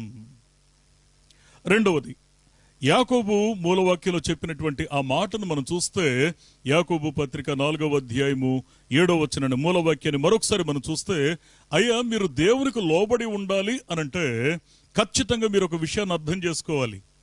ఏంటి అనంటే, ఎట్టి పరిస్థితుల్లో మీరు అపవాదిని ఎదిరించాలి. మీరు మాదిరికరమైన, భాగ్యవంతమైన, సవాలుకరమైన దేవునికి ప్రతినిధులుగా బ్రతుకుతూ ఉన్నప్పుడు దాన్ని భంగం చేయడానికి సాతానుడు ప్రయత్నిస్తూ ఉంటాడు, అనుమానం ఏం లేదు. అయితే దానికి మనం విశ్వాస జీవితాన్ని సంరక్షించుకోవడానికి, పరిరక్షించుకోవడానికి చేయవలసిన పని ఏంటి అనంటే, ఒకటి దేవునికి లోబడి ఉండాలి. రెండవది, విశ్వాస జీవితం నుంచి నిన్ను బయటికి వెళ్ళగొట్టడానికి లేదా బయటికి ఆకర్షించడానికి ప్రయత్నిస్తున్నాడే ఆ అపవాది, వానిని ఎదిరించాలి. ఎదిరించడం ఎందుకు అంటే, పేతురు భక్తుడు ఒక అద్భుతమైన మాట చెప్తాడు. మొదటి పేతురు పత్రిక 5వ అధ్యాయము 8వ వచనాన్ని చూస్తే, నిబ్బరమైన బుద్ధి కలిగి ఉండండి, ఆత్మ చెప్పుచున్న మాట చెవిగలవాడు వినుడుగాక. నిబ్బరమైన బుద్ధి అంటే చిన్న చిన్న వాటికి చెలించిపోయి మాటికి తడబడుతూ పడుతూ లేస్తూ ఉండే ఆ పాత తత్వాన్ని మీ వెంట తెచ్చుకోకండి. నిబ్బరమైన బుద్ధి కలిగి ఉండండి అంటూ మీరు మెలకువగా ఉండండి. ఎందుకు అనంటే, మీ విరోధి అయిన అపవాది ఎవరిని మృంగుదునా అని గర్జించు సింహము వలె వాడు వెదుకుతూ తిరుగుతూ ఉన్నాడు. గర్జించు సింహంలా వాడు వెదుకుచూ తిరుగుచూ ఉన్నాడు. నిజమే, సాతానుడి యొక్క ఆలోచన ఎలా ఉంటుంది అంటే, హబక్కు గ్రంథకర్త ఓ అద్భుతమైన మాట చెప్తాడు. హబక్కు గ్రంథం 1వ అధ్యాయము 15వ వచనాన్ని మనం చూస్తే, వాడు గాలము వేసి మానవులను అందరినీ, ఎగ్జంప్షన్ లేదు ఇంకా అక్కడ, మానవులను అందరినీ గుచ్చి లాగి ఉన్నాడు, ఉరులు ఒగ్గి చిక్కించుకొనుచున్నాడు. వాడు తన వలతో అందరినీ కూర్చుకొని వాడు అందరినీ బుట్టలో వేసుకొని గంతులు వేస్తున్నాడు అని అక్కడ గ్రంథకర్త అద్భుతంగా మాట్లాడతాడు. అవసరమైతే ఏర్పరచబడిన వారిని సైతం, ఎస్, దేవుని యొక్క వాక్యం సెలవిస్తున్న సత్యం ఏంటి అనంటే, ఎవరిని మృంగుదున, ఎవరు అవకాశం ఇస్తారా, ఎవరు బలహీనంగా ఉంటారా, ఎవరు మెలకువ కలిగిన స్థితిని ప్రక్కన పెట్టి ఆదమర్చి ఉంటారా అని గర్జించు సింహంలా వాడు ఎదురు చూస్తున్నాడు. అయితే మనం అర్థం చేసుకోవాల్సిన విషయం ఏంటంటే, అపవాదిని ఎదిరించాలి. మనం దేవునికి లోబడి ఉండడం ఎంత అవసరమో అపవాదిని ఎదిరించడం అంటే అర్థం ఏంటి అంటే, వాడు గాలము వేసి గుచ్చి అందరిని లాగుతూ ఉండొచ్చేమో, కానీ దేవుని యొక్క సంరక్షణ, దేవుని యొక్క భద్రత కలిగి ఉన్న మనం ఆత్మ సంబంధమైన మెలకువ కలిగి, నిబ్బరమైన మనసు, నిబ్బరమైన వ్యక్తిత్వం కలిగి దానిని అపోజ్ చేయగలగాలి. నేను ఒక మాట మీకు జ్ఞాపకం చేస్తానండి. సాతానుడు దాడి చేయడం అంటే, వాడు పెద్ద పెద్ద కొమ్ములు పెట్టుకొని, పెద్ద కూరలు పెట్టుకొని, నల్లటి రంగు పూసుకొని, మనం కొన్నిసార్లు స్కిట్స్ చూస్తాం కదా, అలా వాడు పెద్ద పెద్ద రెక్కలేసుకుని ఎగురుకుంటూ అరుస్తూ రాడు మన దగ్గరికి. సహజంగా వారి యొక్క ఆలోచన ఎలా ఉంటుందంటే, ఏం చూస్తే మనం నిగ్రహాన్ని కోల్పోతామో, ఏం చేస్తే దేవుని కృపకు దూరం అవుతామో, ఆ శాపకరమైన వాటిని మన కళ్ళ ముందు మిణుకు మిణుకుమంటూ మెరిపిస్తూ ఉంటాడు. వాటిని చూస్తున్నప్పుడు మొదట మన కన్ను చెడుతుంది. చెడిన కన్ను మనసుకు చెడు సంకేతాన్ని ఇస్తుంది. ఆ చెడు సంకేతాన్ని అందుకున్న తర్వాత ఈ మనసును చూశారు, అది మన సర్వ శరీరాన్ని కూడా లోబరుచుకుంటుంది. అందుకే గాడి తప్పుతున్న మనస్సును దేవుని యొక్క సన్నిధిలో కుమ్మరించి మన బలాన్ని, బలహీనతను ప్రతి దినము కూడా మనం ఒప్పుకోవాలి, ప్రార్థించాలి, ప్రక్షాళన చేసుకోవాలి. సాతానుని ఎదిరించడం అంటే అర్థం ఏంటంటే, ఏ బలహీనత నా మనసుని, నా బలాన్ని అది కృంగదీస్తుందో నేను అర్థం చేసుకోగలగాలి. ప్రియ స్నేహితులారా, నేను ఒక మాట మీకు జ్ఞాపకం చేయను. నిజంగా దేవుని యొక్క ఆశీర్వాదకరమైనటువంటి మాట మన మనసును తాకింది సత్యమే అయితే, అనుక్షణం కూడా ఆత్మీయ జీవితంలో మన యొక్క స్థితిని దేవుని యొక్క వాక్యమనే వెలుగులో, వాక్యమనే అద్దంలో నిరంతరం పరీక్షించుకుంటూ ఉంటాం. ఎదిరించాలి. ఒకవేళ దేవునికి నిన్ను దూరం చేసే పరిస్థితులు, ఏవైనా గాలాలు వస్తూ ఉంటే, ఏవైనా ఉచ్చులు వస్తూ ఉంటే, ఏవైనా ఉరులు ఒగ్గుతూ ఉంటే, వాటిని ఎదిరించాలి, అధిగమించాలి. నేను ఒక మాట మీకు జ్ఞాపకం చేయనా? మనం సమ్మతించకుండా దేవుడు రక్షణలోకి మనల్ని తీసుకువెళ్ళడు.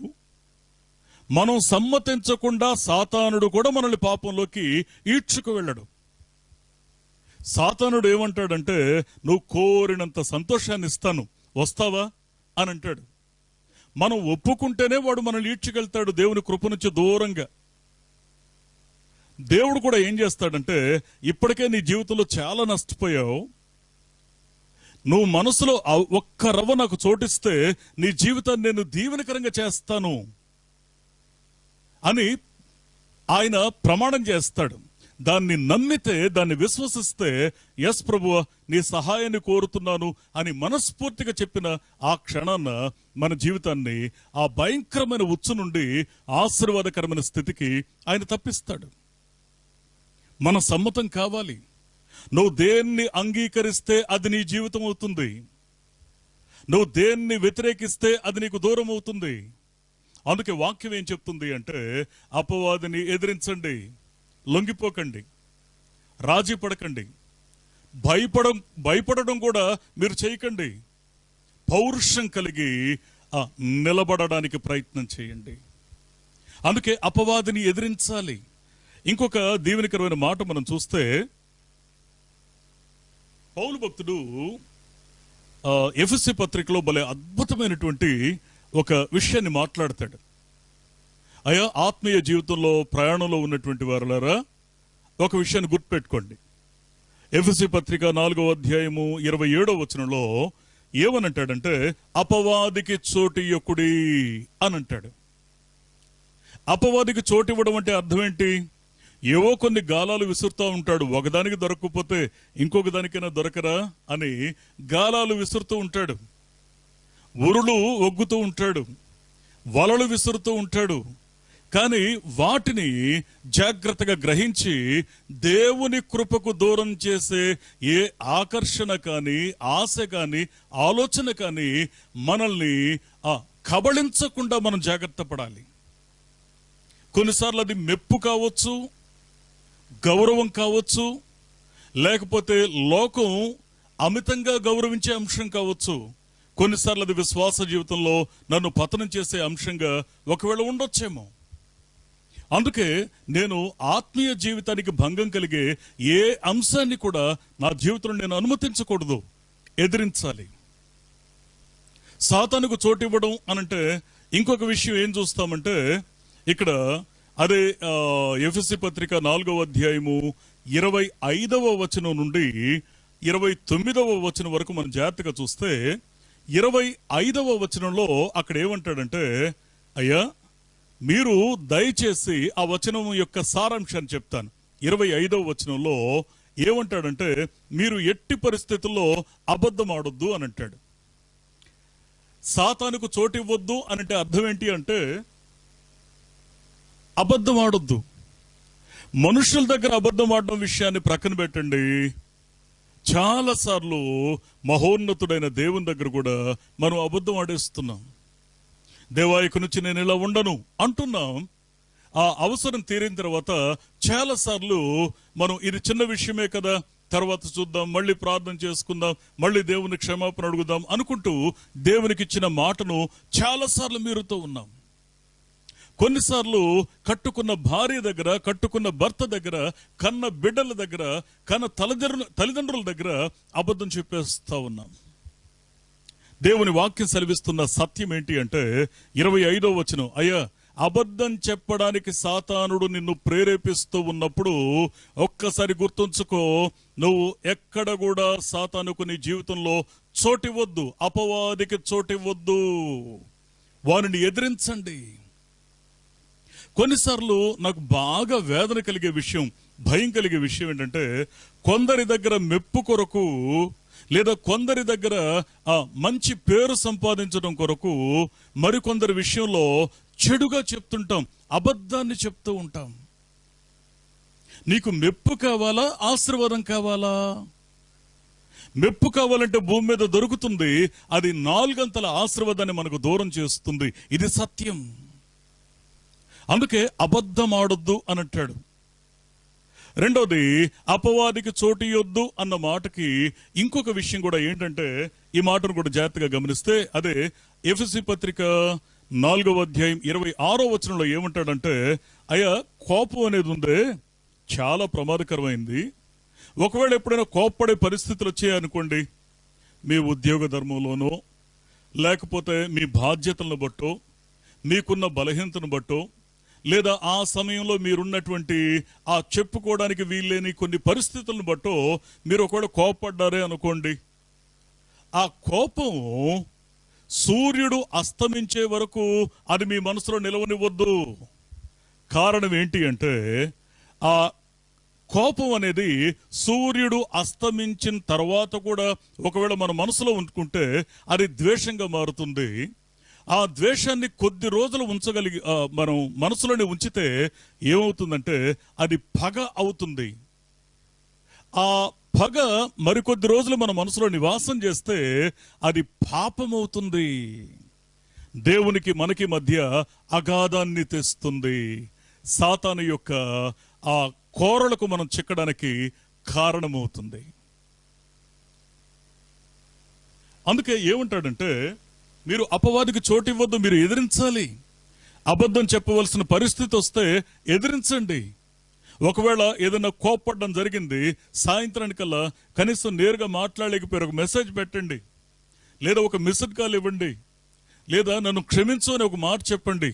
క్షమించు అని అడగడానికి ముఖస్థుతిగా ఉంటే కనీసం మధ్యాహ్నం అలా మాట్లాడుకున్నాం, ఉదయం అలా మాట్లాడుకున్నాం, నీ మనసు ఎలా ఉంది, నువ్వు ఎలా ఉన్నావు, ఒక్కసారి మాట్లాడండి. రెండవది, మీ కోపాన్ని నిలవనివ్వకండి. మూడవది ఏమని మాట్లాడతాడంటే, అదే ఎఫెసీ పత్రిక 4వ అధ్యాయము 28వ వచనాన్ని మనం చూస్తే అక్కడ మరొక శ్రేష్టమైన మాట చెప్తాడు. దొంగతనం చేయొద్దు అంటాడు. అంటే దాని అర్థం ఏంటి? మనం దొంగలవని కాదు అక్కడ.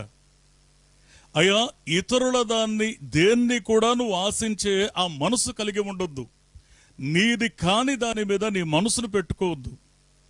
రెండోది, ఇతరుల యొక్క సమయాన్ని దొంగిలించొద్దు, ఇతరుల యొక్క వనరులను దొంగిలించొద్దు, ఇతరుల యొక్క మనశ్శాంతిని కూడా దొంగిలించొద్దు. నేను ఈ మాటను చెప్తున్నాను, ఆత్మ చెప్పుచున్న మాట చెవిగలవాడు వినుడుగాక. కొంతమంది ఏం చేస్తారంటే, మెటీరియల్ పరంగా దొంగిలించరు, కానీ వారి యొక్క తొందరపాటును బట్టి చాలా మంది యొక్క మనశ్శాంతిని దొంగిలించేస్తూ ఉంటారు. వాక్యం ఏం చెప్తా ఉందంటే, అలాంటి విషయాల్లో ఇంకా సాతాను యొక్క అదుపులో ఉండడానికి మనం బానిసలము కాదు. ఆత్మ చెప్పుచున్న మాట చెవిగలవాడు వినుగాక. అందుకే ఇక్కడ వాడుతున్న పదం ఏంటి అంటే, మీరు ఈ విషయంలో కూడా జాగ్రత్తగా ఉండండి. అఫ్ కోర్స్ దేవునికి నీకు మధ్య మరి ఎలాంటి భేదం లేకుండా నీ మనసును, మనస్సాక్షిని నువ్వు దేవునికి ఇచ్చే సమయం ఉంది చూసావా, అది కూడా దొంగిలించొద్దు. దేవుని కోసం ప్రార్థించడానికి నువ్వు కేటాయించుకున్న సమయం ఉందే, దాన్ని కూడా నువ్వు దొంగిలించొద్దు. దేవునికి నువ్వు ఇవ్వడానికి ప్రమాణం చేసుకున్నది ఉందే, దాన్ని కూడా నువ్వు దొంగిలించొద్దు. దేవుని యొక్క సన్నిధిలో నీ మనసు ఇస్తానని మాట ఇచ్చావు, నీ సమయాన్ని ఇస్తానని మాట ఇచ్చావు, నీ తలాంతులను ఇస్తానని మాట ఇచ్చావు, నీ పరిశుద్ధమైన జీవితాన్ని ఇస్తానని మాట ఇచ్చావు. నువ్వు దేవునికి సజీవ యాగంగా నీవు సమర్పించుకున్నావు. నువ్వు సమర్పించుకున్నాక మళ్ళీ నిన్ను మునుపటి అవసరాల కోసం వినియోగించుకోవడానికి ఆ ప్రతిష్ఠించుకున్న స్థితి నుంచి వెనక్కు దొంగిలించవద్దు. అంతేకాకుండా ఇక్కడ వాడుతున్న 4వ మాట ఏంటి అనంటే, అదే ఎఫెసీ పత్రిక 4వ అధ్యాయం 29వ వచనంలో, దుర్భాష మీ నోటికి రాకుండా జాగ్రత్త పడండి.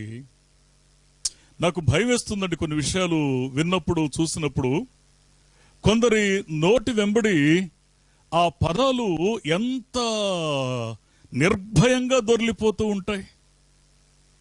అదే నోటితో దేవుణ్ణి స్తుతిస్తాం, అదే నోటితో దేవుణ్ణి కీర్తిస్తాం, అదే నోటితో వాక్యాన్ని చదువుతాం, అదే నోటితో ప్రార్థన చేస్తాం.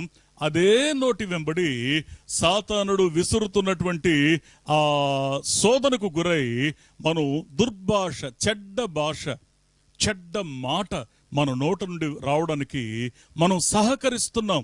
ఎదిరించండి, అపవాదిని ఎదిరించండి. ఇంతకాలం నేను బలహీనురాలిగా ఉన్నాను, ఇక నేను అలా ఉండడానికి నేను ఒప్పుకోను.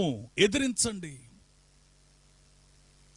ఇలా దేవుని యొక్క వాక్యాన్ని మనం జాగ్రత్తగా అర్థం చేసుకుంటే, ఎదిరించకుండా ఒకవేళ లోబడితే దీన్ని ఏమంటారు అంటే, పౌలు భక్తుడు ఇక్కడ మాట్లాడుతున్న మాట అదే ఎఫెసీ పత్రిక 4వ అధ్యాయం 30వ వచనంలో, దేవుని పరిశుద్ధాత్మను దుఃఖపరచొద్దు అని మాట్లాడుతున్నాడు. అంటే గాలానికి చిక్కడం కానివ్వండి, లేకపోతే అబద్ధం ఆడడం కానివ్వండి, లేకుంటే కోపాన్ని గుండెల్లో దాచుకొని పైకి నవ్వుతున్నట్లు కనబడుతూ లోపల ఒక ప్రక్క ఆ భయంకరమైన కోపము అనే ఆ అగ్నిని మనసులో ఉంచుకోవడం కానివ్వండి, లేదా ఆ దొంగతనం అనే అంశం కానివ్వండి, అంత మాత్రం కాకుండా చెడ్డ మాటలనే అంశం కానివ్వండి, మన జీవితంలో రిపీటెడ్గా దొర్లుతూ ఉంటే అది పరిశుద్ధాత్మను దుఃఖపరచటం అని దేవుని యొక్క వాక్యం సెలవిస్తా ఉంది. అపవాదిని ఎదిరించండి. ఇంతకాలం నేను లోబడ్డాను, ఇంతకాలం లొంగిపోయాను, నా జీవితాన్ని దేవుడు మాదిరికరంగా ఉంచడానికి ఎన్నుకున్నాడు.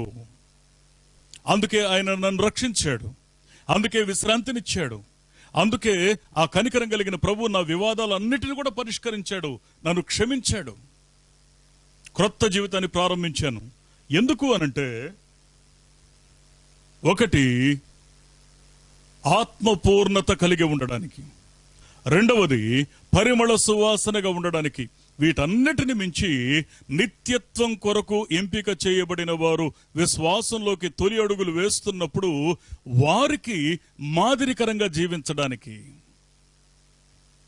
ప్రియ స్నేహితులారా, అందుకే దేవునికి లోబడి ఉండడం ఎంత అవసరమో, ఆ తర్వాత ఖచ్చితంగా అపవాదిని నిరంతరం ఎదిరిస్తూ ఉండాలి. ఇది లైఫ్ టైం టార్గెట్ అండి. మన జీవిత కాలం అంతా ఉండే లక్ష్యం, బ్యాటిల్ ఉంటుందంతే. మనం జీవించి ఉన్నంతకాలము ఆత్మ శరీరానికి, శరీరము ఆత్మకు విరోధముగా ఆపేక్షిస్తూ ఉన్నప్పుడు ఈ యొక్క పెనుగులాటలో కనికరం కలిగిన దేవుడు మనల్ని గెలిపించడానికి నిరంతరం ఆయన సంసిద్ధంగా ఉన్నాడు. ఈ విషయాన్ని మర్చిపోవద్దు. ఎదిరించండి. ఒకప్పుడు గెలవలేకపోయాం, ఒకప్పుడు అధిగమించలేకపోయాం, ఇప్పుడు నా వల్ల అవుతుందా అని అనుకోవద్దు. విశ్వసించు, దేవునికి లోబడి ఉండు. ఖచ్చితంగా ఎదిరించగలిగే సత్తువ కనికరం కలిగిన దేవుడు నీ గుండెల్లో నింపి చూపిస్తాడు. ఎప్పుడైతే దేవునికి లోబడి, రెండవ అనుభవం సాతానును ఎదిరించి అప్పుడు మూడవ అనుభవంలోకి మనం రాగలుగుతాము. అంటే వాడు మన యొద్ద నుండి పారిపోతాడు. అందుకే వాక్యం సెలవిస్తున్న సత్యం ఏంటి అంటే, ముందు దేవుని యొక్క వాక్యాన్ని నమ్మాలి, వాగ్దానాన్ని నమ్మాలి, దేవుని మనస్సును నమ్మాలి. నా జీవితంలో సాధ్యమా? ఎస్, మన జీవితంలో సాధ్యం చేయడానికే మాట్లాడుతున్నాడు. పరిశుద్ధ గ్రంథాన్ని మనం జాగ్రత్తగా అర్థం చేసుకుంటే ఈ యొక్క మూడవ అనుభవం ఏం సెలవిస్తా ఉందంటే, ఎప్పుడైతే దేవునికి లోబడి ఉంటామో, మొదటిది సాతానుడు ఎదిరించడానికి దేవుడు సత్తువనిస్తాడు. ఎప్పుడైతే సాతానుడు ఎదిరించగలుగుతామో రెండవ అనుభవాన్ని చూసాం.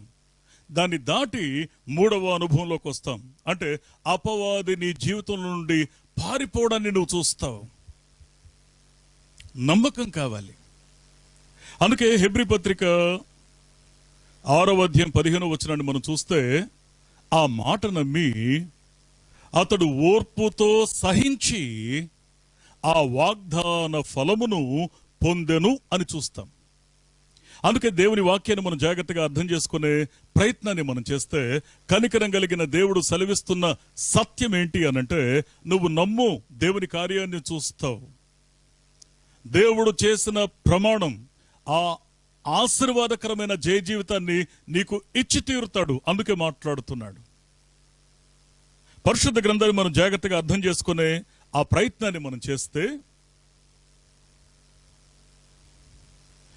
సాతానుడు మన దగ్గర నుండి పారిపోవడం ఇన్ ద సెన్స్, ఇప్పటి వరకు మన జీవితాన్ని నిర్బంధించి అణిచి ఉంచి ఆశీర్వాదానికి దూరంగా, నిజమైన ఆనందానికి దూరంగా, నిజమైనటువంటి నెమ్మదికి దూరంగా మనల్ని విలవిలలాడించాడు. అయితే ఎప్పుడైతే మనం దేవునికి లోబడి ఉండి మన మనసులో నుండి నువ్వు నాకు వద్దు అని సాతానుతో చెప్తామో, అప్పుడు దేవుడు ఏం చేస్తాడో తెలుసా? నెంబర్ 1, 2వ తెస్సలోనిక పత్రిక 3వ అధ్యాయం 3వ వచనాన్ని మనం చూస్తే, అయితే ప్రభువు నమ్మదగినవాడు, ఆయన మిమ్మును స్థిరపరచి దుష్టత్వము నుండి కాపాడును. అంటే ఫుట్ నోట్లో ఏముంటుందంటే, దుష్టత్వము అన్న దగ్గర దుష్టుని నుండి, ఆత్మ చెప్పుచున్న మాట చెవిగలవాడు వినుగాక. దుష్టుని నుండి కాపాడతాడు. దేవుని యొక్క ఉద్దేశం అది, దేవుని సంకల్పం అది. దేవుని యొక్క జీవం కలిగిన మాట సెలవిస్తున్న సత్యం ఏంటంటే, నీవు నేను నమ్మగలిగితే దేవుని వాగ్దానాన్ని స్వతంత్రించుకుంటాం. దేవుడు మనల్ని స్థిరపరచి దుష్టుని నుండి, వాని కబంధ హస్తాల నుండి మనల్ని విడిపిస్తాడు. అందుకే దేవుని యొక్క ఆశీర్వాదకరమైన సన్నిధిని మనం అనుభవిస్తే, దేవుడు మనల్ని విడిపించేది దుష్టుని నుండి విడిపిస్తాడు. రెండవది, పరిశుద్ధ గ్రంథంలో ద్వితీయోపదేశకాండం 4వ అధ్యాయము 20వ వచనాన్ని మనం చూసినట్లయితే, మీరు తనకు స్వకీయ జనంగా ఉండడం కోసం ఆయన ఐగుప్తు నుంచి మిమ్మల్ని బయటికి తీసుకొచ్చాడు. అంత మాత్రమే కాదు, ఇనప కొలిమి నుండి కూడా ఆయన మిమ్మల్ని బయటికి తీసుకొచ్చాడు. పరిశుద్ధ గ్రంథం సెలవిస్తున్న సత్యం ఏంటంటే, ఎన్నోసార్లు అనుకున్నాం, అసలు నా జీవితానికి ఒక అర్థం ఉందా? నా సమస్యలకు ఒక అంతం ఉందా? ఏంటి నా బ్రతుకు? అసలు ఆ పగవాడికి కూడా రాకూడదు నాలాంటి జీవితం అని అనుకున్న సందర్భాలు చాలా మంది జీవితాల్లో ఉంటాయి. అది అయిష్టంగా బ్రతుకుతున్న జీవితం అది.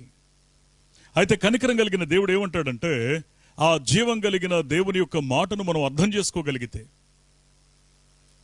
మనల్ని ఆయన దుష్టుని నుండి తప్పించటమే కాదు, ఆయన ఐగుప్తు వంటి అవమానకరమైన పరిస్థితుల నుండి, ఇంకా చెప్పాలంటే ఇనప కొలిమి నుండి, కొలిమిలో పెట్టడాన్ని ఎప్పుడన్నా చూసారా? కొలిమిలో ఆ మంటల్లో పెట్టి ఆ ఇనువుని కాల్చి కాల్చి కాల్చి కాల్చి ఆ తర్వాత అది తట్టుకోలేనంత ఎర్రగా అయిన తర్వాత దాన్ని వెలుపలకు తీసి ఆ తర్వాత ఏం చేస్తాడంటే, అమ్మయ్య నిప్పులో నుంచి బయటకు వచ్చాను అని అనుకోక ముందే సమ్మెట దెబ్బలు పడుతూ ఉంటాయి. అయితే కనికరం కలిగిన దేవుడు ఆ ఇనుప కొలిమి నుంచి నేను తప్పిస్తానని ప్రమాణం చేస్తున్నాడు. ఎందుకు అంటే నిన్ను నన్ను ఆయన తనకు స్వకీయ జనంగా చేసుకోవడానికి దుష్టుని నుండి విడిపిస్తున్నాడు, ఇనుప కొలిమి నుండి విడిపిస్తున్నాడు. మూడవది, నిజంగా దేవునికి లోబడి ఉండి అపవాదిని ఎదిరించడానికి మనం సంసిద్ధంగా ఉంటే మూడవది ఆయన ప్రమాణం ఏంటి అంటే కీర్తనల గ్రంథం 81వ కీర్తన 6వ వచనాన్ని మనం చూస్తే, వారి భుజముల నుండి నేను బరువును దింపగా వారి చేతులు గంపలెత్తకుండా విడుదల పొందెను. ఆత్మ చెప్పుచున్న మాట చెవిగలవాడు వినుగాక. ఇందాక ఏమన్నాడంటే ఇనుప కొలిమి నుంచి విడిపించటం అంటే కష్టం, దెబ్బ మీద దెబ్బ, సమస్య మీద సమస్య, జీవితంలో మానసికంగా శారీరకంగా నలిగిపోయిన స్థితి. ఆ తర్వాత మూడవ ఎక్స్పీరియన్స్ ఏంటి అంటే ఇక్కడ వాడుతున్న మాట అదే కీర్తన 81:6లో, వారి భుజముల నుండి నేను బరువును దింపగా ఆత్మ చెప్పుచున్న మాట చెవిగలవాడు వినుగాక. ఆయన మన బరువులను దింపాలి. వెట్టి చాకిరి చేస్తున్నామండి జీవితంలో. కష్టపడడం లేదా? కష్టపడుతున్నాం. అయితే నీ శ్రమ అది ఇంకొకరికి ఆసరా అవుతుంది. నీ చెమట కార్చి నువ్వు కష్టపడుతున్నదంతా అది ఇతరులకు అది ప్రాప్తిస్తా ఉంది. వెట్టి చాకిరి చేస్తున్న వెట్టి చాకిరి. దేవుని యొక్క వాక్యం సెలవిస్తున్న సత్యం ఏంటి అంటే వారి భుజముల నుండి నేను బరువును దింపుతాను. ఇక మళ్ళీ వారు ఆ బరువులు ఎత్తాల్సిన అవసరం లేదు. నిర్నిమిత్తంగా వారు శ్రమ పడకుండా నేను వారిని విమోచిస్తాను. నిర్గమకాండంలో ఒక మాట అంటాడు, 2వ అధ్యాయము 23 నుండి 25 వచనాలు మనం చూస్తే అక్కడ వారి యొక్క వెట్టి పని వారికి నిట్టూర్పును కలిగిస్తుంది. వారు దుఃఖపడుతూ ఉన్నారు, వారు మూల్గుచూ ఉన్నారు, వారు మొర్ర పెడుచూ ఉన్నారు. ఆ మొర నా సన్నిధికి చేరింది అంటూ ఆయన వారి యందు లక్ష్యముంచెను. ఆత్మ చెప్పుచున్న మాట చెవిగలవాడు వినుగాక.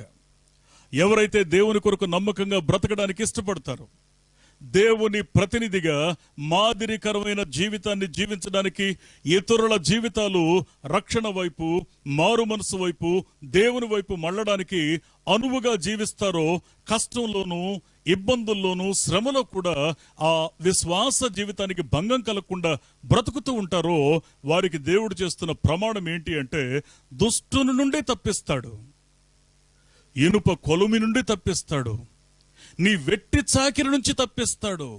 ఆయన నీ మీద లక్ష్యముంచుతాడు. అందుకే దేవుని వాక్యాన్ని మనం జాగ్రత్తగా అర్థం చేసుకునే ప్రయత్నాన్ని మనం చేస్తే, దేవుని ఉద్దేశం ఏంటో తెలుసా? జీవితంలో కొన్ని సవాళ్లు ఉంటాయండి, కానీ ప్రతి పరిస్థితి నుండి కూడా దేవుడు మనల్ని సంరక్షించడానికి ఆయన సంసిద్ధంగా ఉన్నాడు. ఆయన తన కొరకు జీవించే వారి విషయంలో ఆయన చేస్తున్న ప్రమాణం ఏంటో తెలుసా? ఇర్మియా గ్రంథం 1వ అధ్యాయము 19వ వచనాన్ని మనం చూస్తే, వారు నీతో యుద్ధము చేతురు కానీ నిన్ను విడిపించుటకు నేను నీకు తోడయ్యున్నాను కనుక ఆత్మ చెప్పుచున్న మాట చెవిగలవాడు వినుగాక. యుద్ధాలు ఉంటాయండి జీవితంలో, అవి ఉండవు అని చెప్తే అబద్ధం. అది కానీ యుద్ధాలు ఉంటాయి, కానీ గెలుపు మాత్రం నీదే అవుతుంది. కారణం ఏంటో తెలుసా? నిన్ను విడిపించడానికి నీవు విశ్వసించిన, నీవు వెంబడిస్తున్న, నీవు ఆధారపడుతున్న ఆ కనికరం కలిగిన దేవుడు నిన్ను విడిపించడానికి, నిన్ను విమోచించడానికి నీకు తోడై ఉంటాడు. అందుకే నీ మీద ఏ పరిస్థితులు కూడా గెలుపు పొందలేవు. అందుకే వాక్యాన్ని మనం జాగ్రత్తగా అర్థం చేసుకునే ప్రయత్నాన్ని మనం చేస్తే, దేవుడు ఎందుకు మనల్ని పిలిచాడో తెలుసా? దేవుని యొక్క సంకల్పం ఏంటో తెలుసా? ఒకటి, నిత్యత్వం కోసం నిన్ను నన్ను పిలిచిన దేవుడు ఖచ్చితంగా భూమి మీద జీవిస్తున్నప్పుడు మన విషయంలో ఆయన కలిగి ఉన్న శ్రద్ధ ఏంటో తెలుసా? 1 పేతురు పత్రిక 3వ అధ్యాయం 9వ వచనంలో ఆశీర్వాదానికి వారసులు అవ్వడానికి దేవుడు మిమ్మల్ని పిలిచాడు. ఈ విషయాన్ని గుర్తుపెట్టుకోండి. ఆత్మ చెప్పుచూ ఉన్న మాట చెవిగలవాడు వినుడుగాక. దేవుని వాక్యాన్ని మనం జాగ్రత్తగా అర్థం చేసుకునే ప్రయత్నాన్ని మనం చేస్తే ఆశీర్వాదానికి వారసులు అవ్వడానికి దేవుడు పిలిచాడు. దేవా, ఆశీర్వాదాన్ని దక్కించుకోవాలంటే నేనేం చేయాలి అంటే, ఒకటి, దేవునికి లోబడి ఉండు. రెండవది, అపవాదిని ఎదిరించు. ఇప్పటిదాకా లోబడుతూ వచ్చాం, ఇప్పుడు ఎదిరించు. దుష్టుడు నీ ఎదుట నుండి పారిపోవడాన్ని నువ్వు కళ్ళారా చూస్తావు. వాడు పారిపోవడం నీ జీవితంలో చూడటం మాత్రమే కాదు, దేవుడు నీకు ఇచ్చే భద్రతను నువ్వు చూస్తావు. దుష్టుని నుండి దేవుడు తప్పిస్తాడు, ఇనుప కొలిమి నుండి దేవుడు నిన్ను తప్పిస్తాడు, వెట్టి చాకిరి నుంచి దేవుడు నిన్ను తప్పిస్తాడు. ఆ కనికరం కలిగిన దేవుడు ప్రతి యుద్ధం నుండి, ప్రతి పోరాటం నుండి, ప్రతి శ్రమ నుండి నిన్ను విడిపించి నిన్ను గెలిపిస్తాడు. ఆత్మ చెప్పుచున్న మాట చెవిగలవాడు వినుగాక. అందుకే దేవుని యొక్క వాక్యం సెలవిస్తున్న సత్యం ఏంటి అంటే, అయ్యా, విశ్వాస జీవితానికి ఒక లక్ష్యం ఉంది, విశ్వాస జీవితానికి ఒక టార్గెట్ ఉంది, విశ్వాస జీవితానికి ఒక అర్థం ఉంది. అందుకే పరిశుద్ధ గ్రంథాన్ని జాగ్రత్తగా అర్థం చేసుకుంటే మూలవాక్యాన్ని మళ్ళీ ఒకసారి మనం చదువుకుందాం. యాకోబు పత్రిక 4వ అధ్యాయం 7వ వచనాన్ని ఒకసారి మనం చూస్తే, కాబట్టి దేవునికి లోబడి ఉండండి, అపవాదిని ఎదిరించండి, అప్పుడు వాడు మీ యుద్ధ నుండి పారిపోతాడు. ఆత్మ చెప్పుచున్న మాట చెవిగలవాడు వినుగాక. శత్రువు ఒక మార్గం గుండా వచ్చి 7 త్రోవలకు పారిపోయినట్లుగా కనికరం కలిగిన దేవుడు నీ బ్రతుకులో తీసుకునేటువంటి చొరవను బట్టి అపవాది నీ ఎదుట నుండి పారిపోతాడని దేవుని యొక్క వాక్యం చెప్తా ఉంది. అందుకే దేవుని మీద ఆధారపడదాం. దేవుడు మనకిచ్చిన బహుమానాన్ని జ్ఞాపకం చేసుకుందాం. విశ్రాంతినిచ్చాడు, వివాదాలు పరిష్కరించాడు, మన దప్పిక తీర్చాడు, మనకు నెమ్మదినిచ్చాడు. దానికి ప్రతిఫలంగా బాధ్యత కలిగి అయ్యా, ఆత్మపూర్ణత, ఆత్మ సంబంధమైన పరిమళం, ఇవి మన జీవితాల్లో మనం కలిగి ఉండాలి. అంత మాత్రమే కాకుండా ఆ మొదటి తిమోతి పత్రిక 1వ అధ్యాయం 16వ వచనం ప్రకారంగా మళ్ళీ ఆ మాటను జ్ఞాపకం చేసుకుంటే, విశ్వాసంలోకి నిత్య జీవం కోసం ఎంపిక చేయబడిన వారు విశ్వాసంలో తొలి అడుగులు వేస్తున్నప్పుడు నీ జీవితం వారికి ఆదర్శప్రాయంగా ఉండాలి, నీ జీవితం మార్గదర్శకంగా ఉండాలి. అందుకే దేవుడు నిన్ను ఎన్నుకున్నాడు, అందుకే దేవుడు నిన్ను నమ్ముతున్నాడు. ఆ కనికరం కలిగిన దేవుని ప్రతినిధిగా మనం జీవించుదుముగాక. సంచరించుచున్న క్రీస్తు పత్రికలుగా ఆదర్శప్రాయంగా బ్రతుకుదుముగాక. కళ్ళు మూసుకుందాం, మనం ప్రార్థన చేసుకుందాం. దేవుని ఆశీర్వాదకరమైన సన్నిధి మన ప్రతి స్థితిని మార్చి మనల్ని విశ్వాసమందు స్థిరపరుచున్నట్లు విశ్వసించి ప్రార్థిద్దాం. దయగలిగిన తండ్రి, మహోన్నతుడా, మరొకసారి మీ పాదాల దగ్గర మా హృదయాన్ని మేము కుమ్మరిస్తూ ఉన్నాం. మీ ఆశీర్వాదకరమైన సన్నిధి, మీ ఆశ్చర్యకరమైన ప్రసన్నత ఎన్నికలేని మా మీద నిలిపి ఉంచండి. మీ నామానికి మహిమకరంగా, నీ ఉద్దేశాలకు తగినట్లుగా మేము బ్రతకడానికి సహాయం చేయండి. దేవా, మా బ్రతుకులో మీరు మాకిచ్చిన భాగ్యవంతమైన జీవితం మాదిరికరంగా బ్రతకాలి. అయ్యా, మేము మాదిరికరంగా బ్రతకాలి అంటే నీకు లోబడి ఉండాలి. ఎన్ని అడ్డంకులు వచ్చినా, ఎన్ని సమస్యలు వచ్చినా నీకు లోబడి ఉండగలిగితే మేము అపవాదిని ఎదిరించడానికి సత్తువ కలిగిన వారం అవుతాం. మేము నీకు లోబడి ఉండి అపవాదిని ఎదిరిస్తే వాడు మా ఎదుటి నుండి పారిపోతాడు, మా సమస్యలు అన్నీ పరిష్కరించబడతాయి. ఆశీర్వాదానికి వారసులు అవడానికి మమ్మల్ని పిలిచానని మీరు ప్రమాణం చేశారు. వాక్యాన్ని వింటూ, విశ్వసిస్తూ, వాక్యాన్ని గుండెల్లో దాచుకుంటూ నీ ఉద్దేశ ప్రకారంగా బ్రతకాలని తీర్మానించుకున్న ప్రతి ఒక్కరూ కూడా ఆశీర్వదించబడి, దీవించబడి, మీ నామానికి మహిమకరంగా ఫలించున్నట్లుగా సహాయం చేయమని వారి జీవితాలను, వారి కుటుంబాలను మీ నమ్మకమైన చేతులకు అప్పగిస్తూ, అయ్యా, వారి ప్రతి అవసరత, అక్కరని మహిమలో మీరు తీర్చమని, దీవించమని, ఆశీర్వదించమని, ఆయా వాక్యాన్ని అయా తండ్రి గుండెల్లో దాచుకుంటూ వాక్యానుసారంగా బ్రతుకుతూ ఒక సవాలుకరమైన మాదిరికరమైన జీవితాన్ని అయా తండ్రి మేమందరం కలిగి ఉండడానికి సహాయం చేయమని యేసు నామములో ప్రార్థిస్తున్నాం మా పరమ తండ్రి. ఆమేన్. ఆమేన్. యేసుక్రీస్తు నామములో మరొకసారి మీ అందరికీ వందనాలు. ఈ సమయంలో విన్న వాక్యాన్ని మనసులో దాచుకొని వాక్యానుసారంగా జీవించాలని మరొకసారి దేవుని సేవకునిగా, మీ స్నేహితునిగా నేను ఈ మాట మనవి చేస్తూ ఉన్నాను. చాలా సంతోషం. ఈ సమయంలో ఈరోజు ఆదివారం కాబట్టి దేవుని సన్నిధిలో దేవునికి కానుకలను మనం అర్పించుకుందాం. ఇది సంఘంతో నేను మాట్లాడుతున్న మాట. ఎందుకంటే సంఘం అంతా ఒకచోట ఉండేవారు. ఇప్పుడున్న పరిస్థితుల్లో మనం ఒక్కొక్కరు వారి వారి గృహాల్లో ఉన్నాం కాబట్టి మీ అందరి కోరిక మేరకు ఒక పాట పాడుతుండగా దేవుని కానుకలు సమర్పించుకుందాం.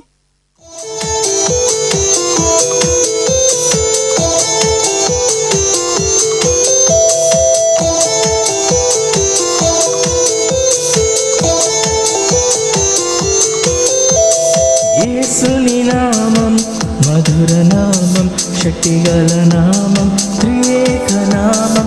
యేసుని నామం మధుర నామం, శక్తిగల నామం, త్రియేక నామం. ఆదరించును, సేదరీచును, ప్రతి శ్రమ నుండి నిన్ను విడిపించును. ఆదరించును, సేదరీచును, ప్రతి శ్రమ నుండి నిన్ను విడిపించును. యేసుని నామం మధుర నామం, శక్తిగల నామం, త్రియేక నామం. యేసుని నామం మధుర నామం, శక్తిగల నామం, త్రియేక నామం.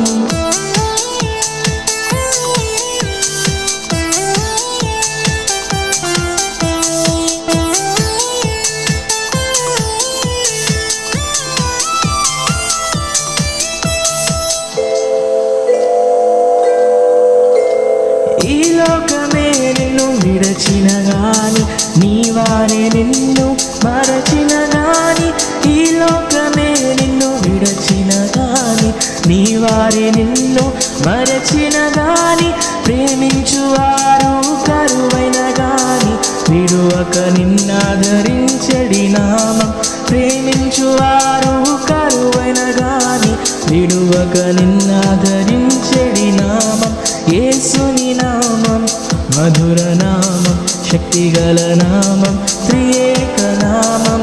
యేసుని నామం మధుర నామం, శక్తిగల నామం, త్రియేక నామం.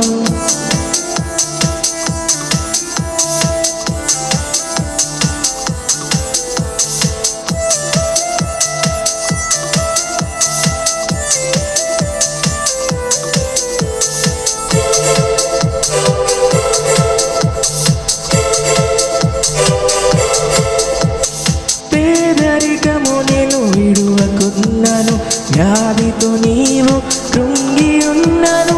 పేదరికము నేను విడువకున్నాను, వ్యాధితో నీవు కృంగి ఉన్నాను. మరణ భయము నిన్ను తరుముచున్నాను, కలువరి ప్రేమతో కాచెడి నామం. మరణ భయము నిన్ను తరుముచున్నాను, కలువరి ప్రేమతో కాచెడి నామం. యేసుని నామం మధుర నామం, శక్తిగల నామం, త్రియేక నామం. యేసుని నామం మధుర నామం, శక్తిగల నామం, త్రియేక నామం. ఆదరించును, సేదరీచును, ప్రతి శ్రమ నుండి నిన్ను విడిపించును. ఆదరించును, సేదరీచును, ప్రతి శ్రమ నుండి నిన్ను విడిపించును. యేసుని నామం మధుర నామం, శక్తిగల నామం, త్రియేక నామం. యేసుని నామం మధుర నామం, శక్తిగల నామం, త్రియేక నామం. ప్రార్థన చేసుకుందాం. దయగలిగిన తండ్రి, మహోన్నతుడా, మరొకసారి మీ సన్నిధిలో మా హృదయం తెరిచి మేము ప్రార్థిస్తూ ఉన్నాం. మీ దయగలిగిన సన్నిధిలో మీరు మాట్లాడిన ప్రతి జీవం కలిగిన మాటకై మీకు స్తుతులు చెల్లిస్తున్నాం. ప్రభు, మా జీవితాల పట్ల మీరు కలిగి ఉన్న ఉన్నతమైన సంకల్పాన్ని మాకు తెలియచేశారు. నిత్య జీవాన్ని పొందేవారు విశ్వాసంలో బలపడడానికి మాదిరిగా ఉండే జీవితాలు మీరు మాకు ఇచ్చారు. నాయన మీకు వందనాలు. మరొకసారి మా ప్రభువా తండ్రి, నీ ఉద్దేశానికి తగినట్లుగా బ్రతికే ఆ మాదిరికరమైనటువంటి జీవితాలని మా బ్రతుకుల్లో మాకు ప్రసాదించండి. మా జీవితంలో ఉన్నటువంటి నేను ప్రతి కొరత కుదువును తీర్చి దేవునికి లోబడిన వారిగాను, అపవాదిని ఎదిరించగలిగిన సత్తువ కలిగిన వారిగాను, నిజమైన జయ జీవితాన్ని కలిగి బ్రతికే వారిగా మా జీవితాన్ని ప్రతిష్ఠించమని, దీవించమని, ఆశీర్వదించమని మరొకసారి మీ నమ్మకమైన చేతులకు నైనా వాక్యాన్ని విని విశ్వసిస్తూ వాక్యానుసారంగా బ్రతకాలని తీర్మానించుకున్న ప్రతి బిడ్డను మీ చేతులకు అప్పగిస్తున్నాం. వారి వ్యక్తిగత జీవితాల్లో ఉన్న సవాళ్లను వారు ఎదుర్కోవడానికి మీరు శక్తినివ్వండి. అయాతనైన ప్రతి బిడ్డ కూడా తండ్రి విశ్వాస జీవితంలో మాదిరికరమైన, సవాలుకరమైన, భాగ్యవంతమైన జీవితాన్ని వారు జీవించగలిగినట్లుగా సహాయం చేయమని, అయాతని ప్రతి ఒక్కరి కుటుంబంలో ఉన్న వ్యక్తిగత అవసరాలను, సమస్యలను మీరు పరిష్కరించండి. వారి కుటుంబాలలో నెమ్మదినివ్వండి. వారి జీవితాల్లో సంతోషాన్ని, సంతృప్తిని మీరు కలిగించండి. మీ భద్రత ఎంత ఉన్నతమైందో అయ్యా ప్రతి ఒక్కరూ రుచి చూడడానికి అయ్యా మీరు సహాయం చేయండి. కటాక్షాన్ని చూపించండి. ఆశీర్వాదానికి వారసులవడానికి మీరు పిలువబడ్డారని అయ్యా మీరు చెప్పిన మాట ప్రతి ఒక్కరూ అనుభవపూర్వకంగా గ్రహించున్నట్లు మీరు సహాయం చేయమని మీ నమ్మకమైన చేతులకు నాయనా అయా వాక్యాన్ని వింటున్న ప్రతి బిడ్డను, అయా తన మా ప్రభు వాక్యానుసారంగా బ్రతకాలని నిర్ణయించుకున్న ప్రతి బిడ్డను మీ చేతులకు అప్పగిస్తూ ఉన్నాం. అదే రీతిగా మా ప్రభు ఈ పరిశుద్ధ దినాన్న, మా ప్రభు ఈ పునరుద్ధానపు దినాన్న అయా తన నేను గుప్పిళ్ళు విప్పిన ప్రతి బిడ్డను కూడా మీరు జ్ఞాపకం చేసుకొని వారి వ్యక్తిగత అయా అవసరాలను మీరు తీర్చి మరలా సమృద్ధి, సంతృప్తి వారి జీవితాల్లో మీరు కలిగించమని, ఇది మొదలుకొని నీ రాకడ పర్యంతము నమ్మకంగా, సవాలుకరంగా జీవించే ఆ భాగ్యవంతమైన బ్రతుకును మా అందరికీ మీరు కలిగించమని యేసు క్రీస్తు నమ్మదగిన నామమున, శక్తిగల నామమున ప్రార్థించి వేడుకొనుచున్నాం మా పరమ తండ్రి. ఆమెన్. మన తండ్రి అయిన దేవుని యొక్క ప్రేమ, కుమారుడైన క్రీస్తు యొక్క కృప, పరిశుద్ధాత్మ యొక్క దీవెన, ఆశీర్వాదము, అన్యోన్య సహవాసము, వాక్యాన్ని ప్రేమించి, దేవుని ప్రేమించి నమ్మకంగా దేవుని వెంబడిస్తున్న ప్రతి బిడ్డకిని, దేవుని మీద విశ్వాసం ఉంచిన ప్రతి బిడ్డకిని, దేవుని వాక్యానుసారంగా సవాలుకరంగా జీవించాలని నిశ్చయించుకున్న ప్రతి బిడ్డకిని ఇది మొదలుకొని సదాకాలం తోడయ్యుండి కాపాడి దీవించునుగాక. ఆమెన్. ఆమెన్. యేసుక్రీస్తు నామములో మరొకసారి మీ అందరూ కూడా వందనాలు. సో మనస్ఫూర్తిగా మీతో నేను చెప్పే మాట ఏంటి అంటే, ఈ ఖాళీ సమయాన్ని వృధాగా పోనివద్దు. దేవునితో ఎక్కువగా గడపండి, దేవునిలో ఎక్కువగా ఎదగండి, మీ కుటుంబాలతో దేవునిని ఆరాధించండి. ఒంటరి ప్రార్థన యొక్క నిజమైన శక్తిని, రుచిని మీరు వ్యక్తిగతంగా అనుభవించి చూడండి. అదే రీతిగా ప్రతి రోజు రాత్రి 8 గంటలకు అనుదిన జీవాహారం అనేటువంటి ఈ యొక్క కార్యక్రమాన్ని కూడా మీరు మర్చిపోకుండా మీరు చూడండి. ఎప్పుడైనా టెక్నికల్గా ప్రాబ్లమ్స్ ఉన్నప్పుడు ఒక 5 నిమిషాలు 10 నిమిషాలు అలా లేట్ అవుతున్నా మళ్ళీ మీకోసం వాక్యాన్ని అందించడానికి మేము సిద్ధపడుతూ ఉంటాం. దయతో మీరు దాన్ని గమనించి అనుసరించగలరని కోరుతూ ఉన్నాను. సో ఈ ప్రాబ్లమ్స్ని అధిగమించడానికి మేము ఒక శాశ్వతమైన పరిష్కారం కోసం ఓ ప్రయత్నాన్ని చేస్తున్నాం. మీరు కూడా ప్రార్థన చేయండి. దేవుని వాక్యం విరివిగా అందరికీ అందేలా మీరు కూడా పరిచర్యలో పాలిభాగస్తులుగా ఉండడానికి విన్న వాక్యాన్ని ఇతరులకు మర్చిపోకుండా షేర్ చేయండి. దేవుడు మిమ్ములను ఆశీర్వదించునుగాక. God bless you. మీ అందరికీ వందనాలు.